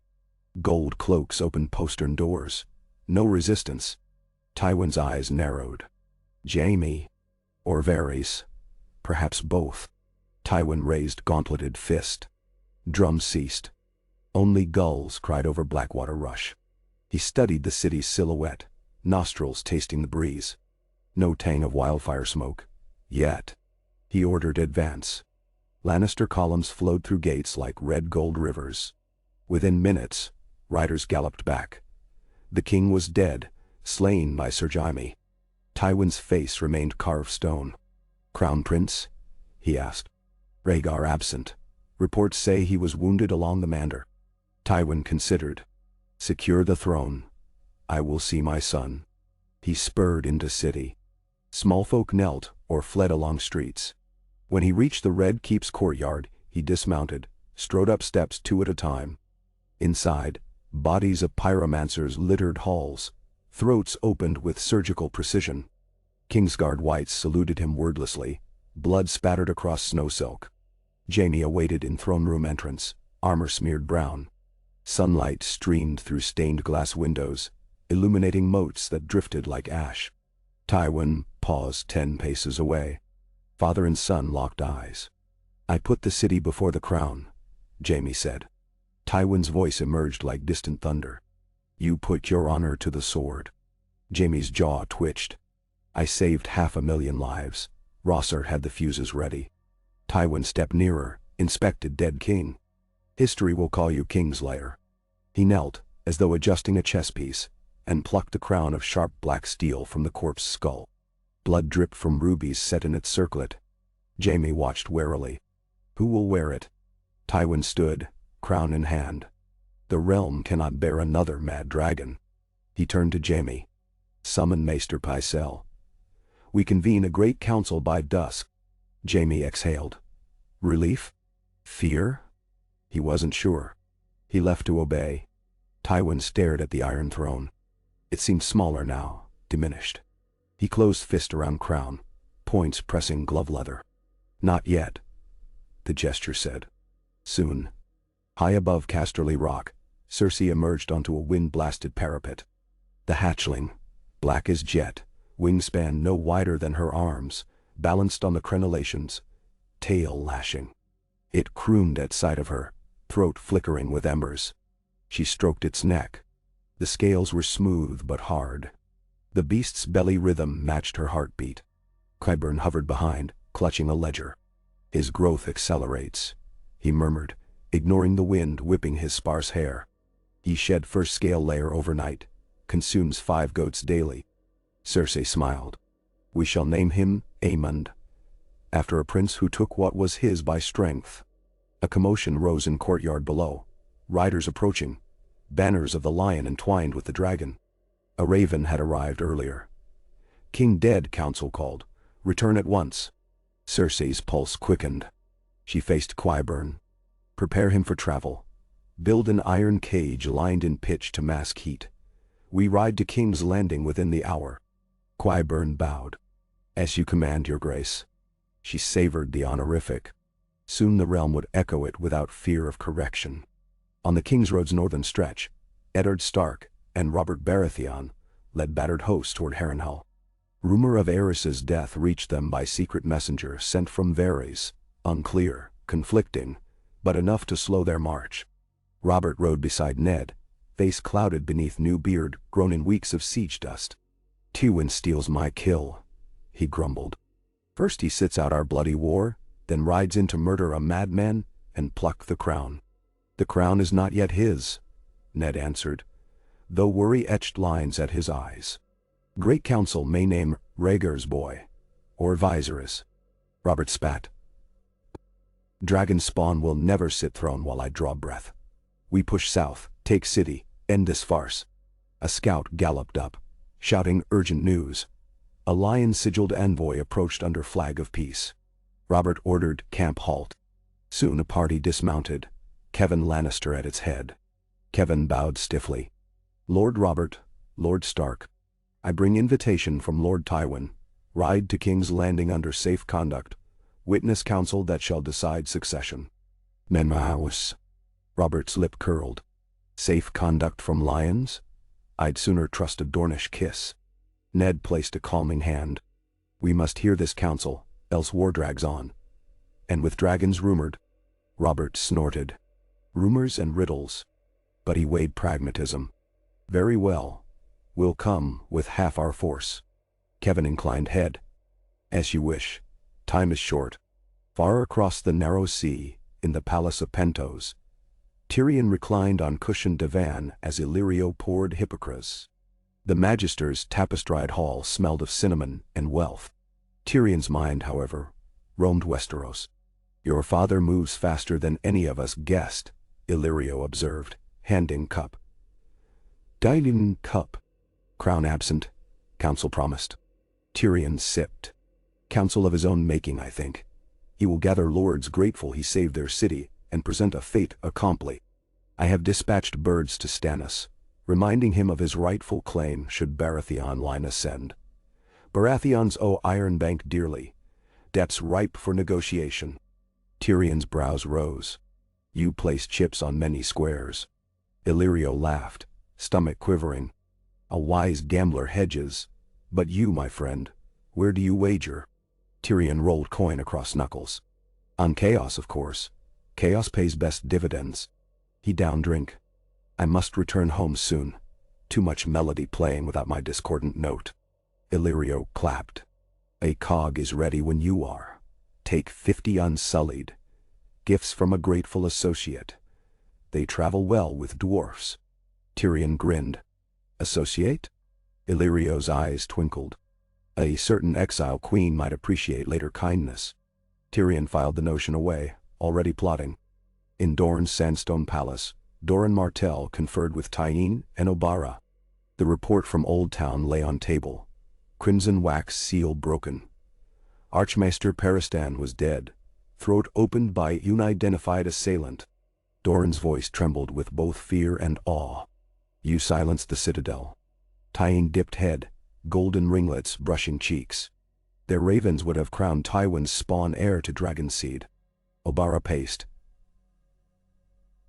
Spear tapping marble. Now we ride north, thrust into lion belly. Patience, Doran cautioned. War will not win by spears alone. We send Nymeria to King's Landing as court emissary, with scrolls proving Ilias' children legitimate succession. If Tywin opposes, realm sees him usurper. Let lions choke on legalities. Tyene smiled. And should lions burn scrolls? Obsidian copies lie in Bravos, Mir, Lys. Doran inhaled desert air wafting from balcony. Truth, like sand, infiltrates every crack. Back in the Red Keep, Great Council convened beneath vaulted dome of Dragon Pit, chosen for size now that real dragons no longer roosted. So they believed. Lords clustered by region, colors mixing like spilled paints. At center, dais stood Tywin, crown resting on red silk pillow. Beside him Pycelle, Varys, Kevin, Cersei, newly arrived with Jaime. A covered iron cage behind curtains emitted occasional disgruntled chirrups none could place. Rhaegar, pale but upright, arrived late. Jorah Mormont and Arthur Dayne flanked him. Murmurs surged. Tywin greeted with measured courtesy. Rhaegar's violet gaze lingered on Crown, then on Cersei. He bowed to assembly. Robert Baratheon stormed in soon after, followed by Ned Stark and Jon Arryn. Stormlords beat sword hilts on shield rims. Dornish envoys entered last, Lady Malario representing Doran, accompanied by lithe Nymeria Sand. Tywin raised hand. Peers of realm, you are summoned to settle succession and spare Westeros further bloodshed. King Aerys is dead, slain while seeking to immolate his subjects. The crown must pass. Rhaegar's voice rang clear. As Prince of Dragonstone, I stand first in line. My claim predates all. Robert roared. Your claim died when you stole Lyanna. Rhaegar flushed. I rescued her from scoundrels who would use her. Lords erupted in shouts. Tywin gestured again. Order. We will hear each claim, but let facts weigh. Prince Rhaegar abandoned capital, leaving Mad King unguarded. My son prevented city's destruction and captured throne. He let silence sit. Protector of realm must ensure safety, and ensure heir is of sound mind. Nymeria Sand stepped forward. Then consider heirs now. She produced scrolls. Rhaenys and Aegon, trueborn of Elia Martell, stand next. Elias' blood runs Dornish, yet does that taint their claim? Rhaegar's eyes misted. Robert sneered. Tywin studied scrolls, expression unreadable. Stannis Baratheon, newly arrived by sea, interjected coldly. Targaryen line forfeited when it set fire to realm. Robert holds right by conquest and through Aerys Baratheon's ancient blood. He paused, jaw clenched. If Robert refuses, claim passes to me. Robert blinked as though slapped. Tywin smiled thinly. Chaos brewed precisely to his recipe. Varys cleared throat. Perhaps impartial arbiter may help. He nodded to Qyburn. Curtains parted. The iron cage was wheeled forward. Gasps rippled as attendants drew drape. Inside crouched jet-black wyvern, wings cramped, eyes molten gold. It hissed, smoke curling from nostrils. Pandemonium erupted. Some lords stumbled back, others reached for blades. The creature rattled bars, flame-licking teeth. Tywin's voice cut through. Behold proof dragons rise anew. Whose blood woke this beast? He gestured to Cersei, who stepped forward, unwrapping bandaged palm. She unlocked cage. The hatchling sprang, landing on her shoulder. It nuzzled, pupil slitted like a cat's. She stroked its neck. It crooned softly. Rhaegar stared, enthralled and horrified. Robert's face went white. Ned exchanged glances with Jon Arryn. Shock and calculation. Tywin continued. My daughter's blood quickened this dragon from stone, as recorded by master witnesses. Thus, lion blood bears dragon seed. We offer union, not conquest. Cersei shall wed Prince Viserys, bonding houses. Their offspring will secure a dragon legacy without repeating madness. Cersei's eyes glinted triumphant. Gasps mixed with whispers of brilliant strategy and vile treachery. Rhaegar spoke, voice tight. Viserys is 10. Meanwhile, what of my children? Tywin lifted brow. They may foster here under Cersei's protection. Dragons guarding dragons. Nymeria Sand hissed, you would gild cages. Tension mounted like drawn bowstrings. Unexpectedly, Jaime stepped forward, armor still stained. Lords of Westeros, he said, we debate claims while wildfire still smolders beneath city. I slew the king to save us. If Dragonfire returns, who guarantees sanity? He looked at Cersei, then Rhaegar. Not blood alone. He pulled knife, slashed his own palm, reached through cage, let dragon lick blood. It ignored him, turned back to Cersei. Murmurs. Jaime smiled ruefully. Seems I'm merely human. A fine thing. The gesture deflated some hysteria. Tywin seized moment. Let council vote. Crown Prince Rhaegar as king, with Lord Tywin as regent until realm stabilized, or elect Robert Baratheon or viceroys under Lion Dragon regency. Majority binds all. Votes began. The reach split. Olenna swayed Mace to back Viserys Cersei union, seeing marriage prospects. The Westerlands, of course, followed Tywin's line. Stormlords behind Robert Di. North sat undecided, until Ned whispered with Jon Arryn. Aerys aimed to end war swiftly. Dorne abstained, protesting threats to Lys children. The Vale and North cast for Rhaegar, seeing compromise. Riverlands followed. Tally balanced precariously. Rhaegar held slim edge, but without Stormlands he lacked majority. Robert slammed fist on oak. I will never bend knee to Targaryen after what he did to Lyanna. Rhaegar met his gaze. She chose to ride with me. Liar. The dragon hissed at Robert's shout, flames sputtering. Panic rippled again. Tywin signaled guards, the meeting frayed. Suddenly doors burst. A wounded messenger collapsed, arrows protruding. My lords, wildfire. The stockpiles beneath city. Rats chewed fuses. The pyromancers, fire in tunnels near Street of Sisters. Horror seized hall. Tywin barked orders. Jaime and Rhaegar raced out with knights. Bells began to toll as smoke plumed from distant district. Undercity flames spread like green veins. Cobblestones popped, buildings belched furnace jets. Jaime led bucket lines, hacking burning timbers. Rhaegar organized Dragongate evacuation. Jorah Mormont coughed, hauling child from debris. Cersei climbed tower with dragon perched. She surveyed chaos, wildfire blossoming pockets, but not yet chain reaction. She whispered to Qyburn, he can help. Qyburn nodded, produced polished horn of old Valyria. He blew, sound shrilled unnatural. Dragon launched, circling inferno, spewing short gouts of flame that sucked heat as wildfire sought oxygen, strangely dampening pockets. Observers stared. Dragonfire countering wildfire, eating volatile vapors.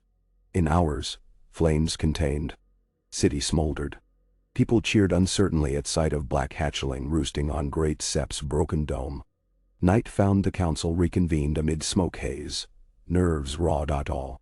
Pycelle tottered, beard singed. He confirmed wildfire reserves now half spent, tunnels stable. Lords looked to Tywin, whose composure never cracked. Before votes resumed, Ned Stark stood. Madness nearly destroyed us. We must enthrone the one least compromised by ambition or vengeance. He turned to Rhaegar. Swear before gods and men to uphold justice, end pyromancer orders, free Lyanna if she so chooses, and marry no new queen while Elia lives. Do this and North backs you. Rhaegar knelt. I so swear. Robert spat, but Ned's stare silenced argument. Tywin's eyes narrowed.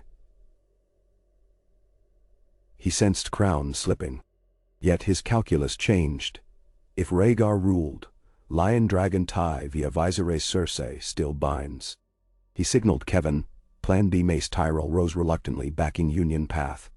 But faced with moral surge, reach shifted to Rhaegar. Votes tallied anew. Majority for Prince. Pycelle announced. By will of council, Rhaegar Targaryen, first of his name, is crowned king of the Andals, Rhoynar, and First Men. Awes scattered. Robert glowered. Jon Arryn clasped his shoulder, murmuring of honor. Cersei's smile vanished then returned. Cold, calculating. Rhaegar accepted crown from Tywin, placing it upon brow still bandaged. He faced assembly. I name Lord Tywin Lannister, Hand of the King. Gasps. Deo. He continued. For his courage this day, Sir Jaime will remain Lord Commander of the Kingsguard. Jaime bowed. Tywin inclined head. Glory without overt power grabbed satisfied. Rhaegar went on. I will take counsel from Lord Stark, Arryn, Martell, and Baratheon. Together we rebuild. Oz stronger. Only Nymeria Sand noted Cersei whisper to Qyburn, eyes on hatchling. Only Varys noticed Tyrion slip into rear gallery, face half-shadowed, listening. And above them all, the dragon, Aemond, perched on rafters, eyes reflecting torchlight. It beat wings once, scattering sparks like falling crowns. In weeks that followed, realms steadied but never stilled. Tywin worked day and night repairing charred districts, smoothing rivalries with gold. His experiment with Dragon Alliance advanced. Smiths forged saddle harness for growing beast. Qyburn drafted feeding regimen involving sheep doused in wildfire to enhance flame potency. Cersei spent hours with Aemond, skin singed but proud. Rhaegar held court kindly, singing in halls at dusk. But shadows lengthened behind smiles. Robert brooded in Maester Tower nursing wan pride. Stannis haunted dockyards computing fleets. Dorne's alliance remained fragile. Aelia and children arrived under heavy guard, greeted tearfully by Rhaegar yet eyed warily by Cersei. Littlefinger, returning from Vale with conciliatory gifts, secured appointment as Master of Coin, promising revenue from reopened Lannisport mines and new Dornish trade. Tyrion haunted taverns, gathering discontent smallfolk felt toward both dragons and lions. He financed bread kitchens, purchased loyalty, became folk hero, the imp of the people. Varys watched approvingly, occasional tiny scrolls exchanging. On far wall of black cells, Hallyne the new pyromancer chief languished, interrogated daily. He confessed to no direct role in fire, instead blaming renegade Rossart. Tywin considered value of alchemists under his thumb. He released Hallyne on condition they answer only to hand, never king. Winter's breath crept earlier than expected, white ravens sighted. Maesters predicted lean season following wildfire-blighted harvest. Rhaegar proposed grain rationing. Tywin devised levy on reach to cover. Olenna accepted. For now. In snowbound north, at lonely Weirwood Grove, Bran Stark heard whisper on wind. Dragon with lion's mane. Old Nan said that meant winter storms of fire and ice. Direwolves howled at red moon. Ned received ravens describing raids along wall by mysterious fiery creatures. Wildlings burned in green flame. He feared stray wildfire caches lost to bandits, yet some reports spoke of scaled shadows flitting above. He wrote urgent letter to King, urging investigation. Ravens flew south. Near Stepstones, Euron Greyjoy's silence captured a Kuhoric trader, ferrying 3 petrified eggs for Pentoshi buyer. Black sails cracked. Euron held an egg to ear, claimed to hear heartbeat. He plotted voyage to Casterly Rock. Imagined 2 dragons serving crow's eye. Back in capital, morning frost sparkled on parapets when Cersei strode into small council with dragonlet upon shoulder. Now size of hunting dog. Lords rose, some in awe, others revulsion. Rhaegar greeted politely, but tension swirled. Cersei announced, "His Grace's Queen Elia is fragile. In her stead I propose forming a dragon mother cadre to rear hatchlings safely." She stroked scales. "I shall lead." Elia, pale yet proud, answered from dais. "Dragons belong to Targaryen line. With respect, Lady Lannister may advise, but blood of Valyria commands." Cersei's smile was glass. She opened palm. Dragon hissed tiny jet of flame into air. Lords murmured. Tywin intervened smoothly, proposing joint nursery overseen by Maesters and Lannister funds. Rhaegar agreed. Elia grudgingly nodded. But seeds of rivalry roots deep. Nightfall found Jaime atop city walls with Jon Snow, Ned's bastard newly invited as page. Jaime trained him in sword forms while reflecting on burden of kingslaying. He told Boy, "Sometimes honor means choosing lesser evil." Jon listened, absorbing. A light blossomed beyond bay. Ship aflame. Bells clanged. Jaime squinted, recognizing Lannister sails. Sabotage. He dispatched patrol. At dawn wreckage washed ashore. Burned corpses, among them Maester with satchel of dragon research. Qyburn examined charred remains, lips tightening. Papers stolen. He reported to Cersei. Someone seeks to birth rival dragons. Cersei's eyes narrowed. Find them. If we cannot rule alone, we'll ensure no one else can fly. She fed fresh mutton to Aemond, who snapped bones in fiery crunch. In Pentos Harbor, Tyrion prepared for voyage home with Illyria's unsullied escort. Before boarding, he spoke with a veiled woman whose violet eyes mirrored Rhaegar's. She cradled newborn girl.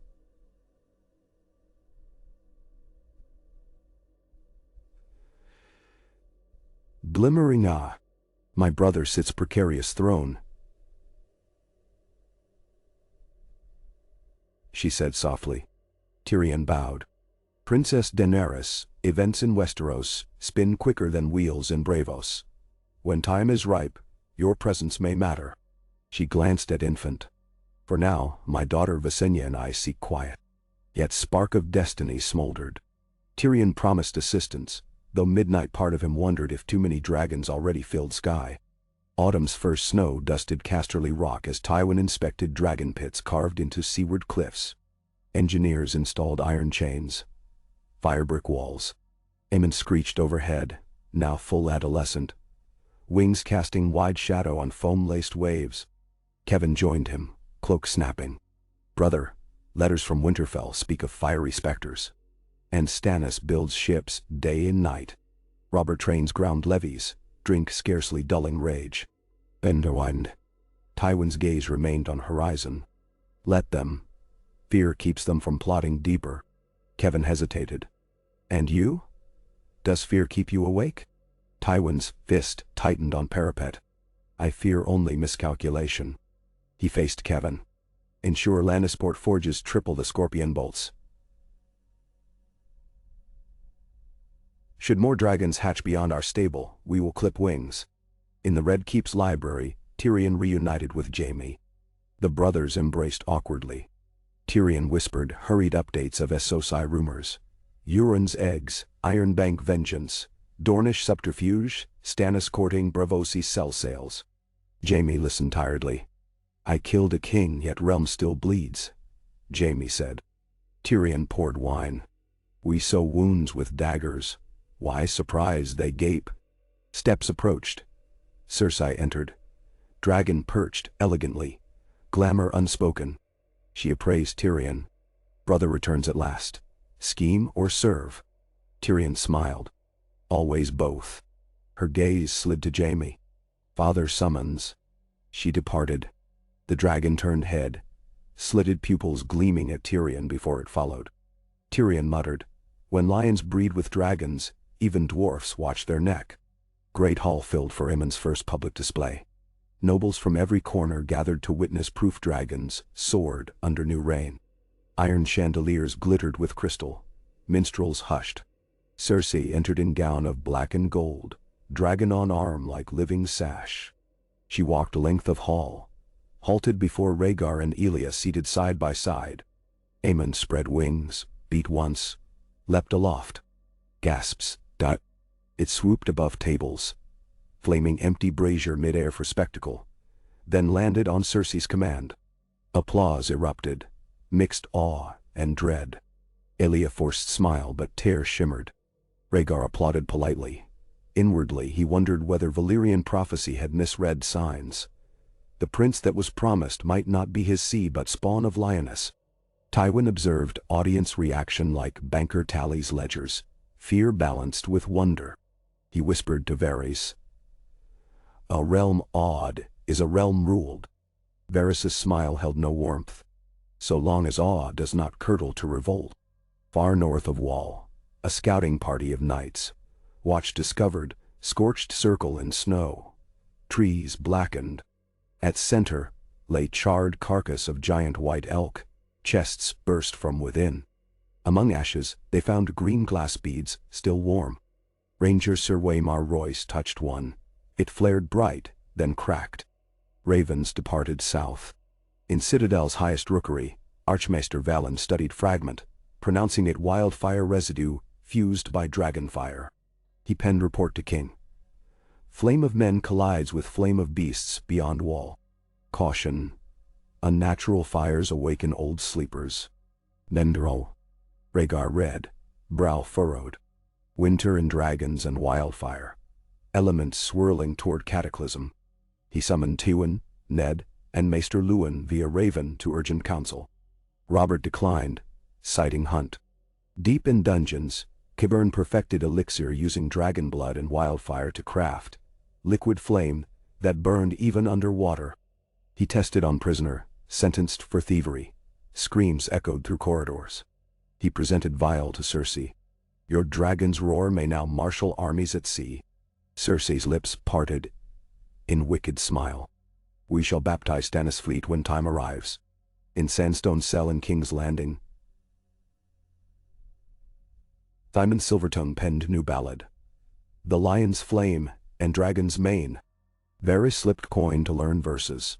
They told of incest between golden twins producing scaled bastard to rule. Varys frowned. Suppress. Gold changed hands, parchment burned, bard vanished to Dornish border. Yet rumors slither quicker than spiders. Harrenhal once more the stage. Rhaegar convened northern lords, storm lords, and river lords to pacify grievances. Tywin came with Cersei, dragon caged. Robert arrived drunk, mocking. Meeting degenerated into shouting. When Aemon shrieked from cage, spitting embers, Robert unsheathed hammer, vowing to smash beast's skull. Cersei laughed softly. Strike, and fire shall consume your gallows wine. She lifted small vial, Qyburn's liquid flame, flicked droplet onto stone. It roared into blue pillar, self-sustaining. Lord stumbled back. Robert's face paled. He sheathed hammer. Rhaegar slammed gauntlet on table. Enough. Divided we feed darkness stirring beyond wall. He produced letter from Maester Aemon warning of cold specters. Winter marches. We need unity. Memsau. Tywin seized opportunity. Grant hand authority to marshal resources. Unify under one command. Ned objected, fearing tyranny. Rhaegar proposed council of 6 regions. Hand, North, Storm, Reach, Dorne, Vale. Vote passed narrowly. Thus, a brittle alliance formed. Winter's first blizzard descended early across North. White Walkers attacked Shadow's tower, hurling shards of blue ice. Patrol led by Benjen Stark drove them back, using dragonglass daggers freshly mined on Dragonstone. Word reached capital. Threat real. Rhaegar ordered forging of obsidian spears, shipments to wall. Tywin tasked Lannisport smiths. Cersei suggested dragon escort, but Aemon still too small. Tyrion proposed cunning. Lure walkers south, then ambush with wildfire and obsidian net. Council debated. Robert, restless, left early, muttering about true king-fighting battles rather than councils. He rode for Storm's End. One frost-thick dawn, ravens brought dire news. Storm's End's granaries, aflame, fleet at anchor burned by liquid flame. Survivors reported black-sailed longship bearing blood-red eye among kraken tentacles. Tyrion grimaced, Euron Greyjoy. Stannis survived, anger forged into steel. He rode north to capital, demanded fleet from crown to repay loss. Tywin coldly refused, citing scarcity. Stannis' knuckles whitened. He promised retribution. Later that night, Stannis met with Melisandre of Asshai, recently arrived. She spoke of lion-dragon shadowing sun's true heir, offered king's blood to birth fiery champion. Stannis listened, jaw rigid. Autumn turned iron. Sickle moons rose red. Aemond reached size of carriage. Harness fitted. Cersei practiced flights along Blackwater, golden hair streaming, dragonfire reflecting in green water. People cheered as queen warriors soared. Rhaegar watched from terrace beside Elia, children at knee. Awe mixed with dread. If her fire turns upon us, we have no equal beast. Elia touched his hand. Prophecy said dragon has 3 heads. Ours may yet hatch if given warmth and trust, not lion's fires. Rhaegar summoned maesters to unearth long-hidden clutch, rumored below dragon pit foundation. Nightly he sang to stone eggs. Harp echoing through vaults. In dim sept beneath God's eye, Littlefinger met Varys. They traded rumors like courtiers, bartered jewels. Petyr whispered, "Your spider's web tight, but lioness weaves fire. Should it burn, many debts unpaid." "Mentor," Varys replied softly, "all flames burn out given water and patience." Petyr smiled thinly. "Unless flame feeds upon itself, dragon fire eternal." They parted wary. At Winterfell's Godswood, Jon Snow sparred with Arya, watched by Jaime, who visited to inspect obsidian shipment. Jaime admired Jon's form, sorrowing loss of his own youthful idealism. He confided in Ned by hearth, voice low, "My sister drifts toward abyss, Father Abbots. I fear realm doomed by our name." Ned laid hand on his shoulder. "Redemption lies in deeds ahead, not yesterday's. Stay vigilant." "Oh." Jaime nodded, hope flickering. Snow deepened. On Long Night's Eve, north sky lit emerald. Aemond on nighttime patrol breathed flame into aurora ribbon. Atop wall, Samwell Tarly gasped wonder. Yet further north, hidden by mountains, second dragon answered, larger, silver blue, ridden by hooded figure bearing kraken banner. It roared, ice crystals spiraling from jaws. Night's watch horns blew 3 times, dragon of winter. Ravens raced south. The letters reached Red Keep at dawn. Panic churned. Rhaegar convened war council. Tywin declared, "We harness our dragon and ride north now, crush frost beast before it matures." Ned argued for strategic defense, fearing ambush. Stannis demanded fleet to ferry troops. Doran, distant, negotiated supply lines. Cersei paced, Aemond restless. "If rival dragon flies, we end it swiftly. Delay invites doom." Tyrion cautioned, "We know nothing of beast's master. Could be Greyjoy sorcery, krakens on wing." Jaime volunteered to ride with Cersei as lance-bearer. She refused, gripping his chin. "One lion must guard cubs. I hunt." Jaime relented, heart heavy. That evening, beneath weeping stars, Cersei mounted Aemond. Black wings thundered. She lifted from battlements, breath-frosting visor. Qyburn's incendiary bombs strapped to saddle. Tywin watched, pride warring with dread. Rhaegar ordered 50 Raven scouts aloft to mark her path. As she vanished north, Ned murmured to Rhaegar, "May old gods and new guide her, and may they guide us all when she returns." Rhaegar nodded, clutching newborn hatchling egg warmed by brazier's coals, praying it cracked in time. The realm held breath, balanced between fires, one green, one golden, one golden, as winter's mouth yawned wider than any dragon's jaws.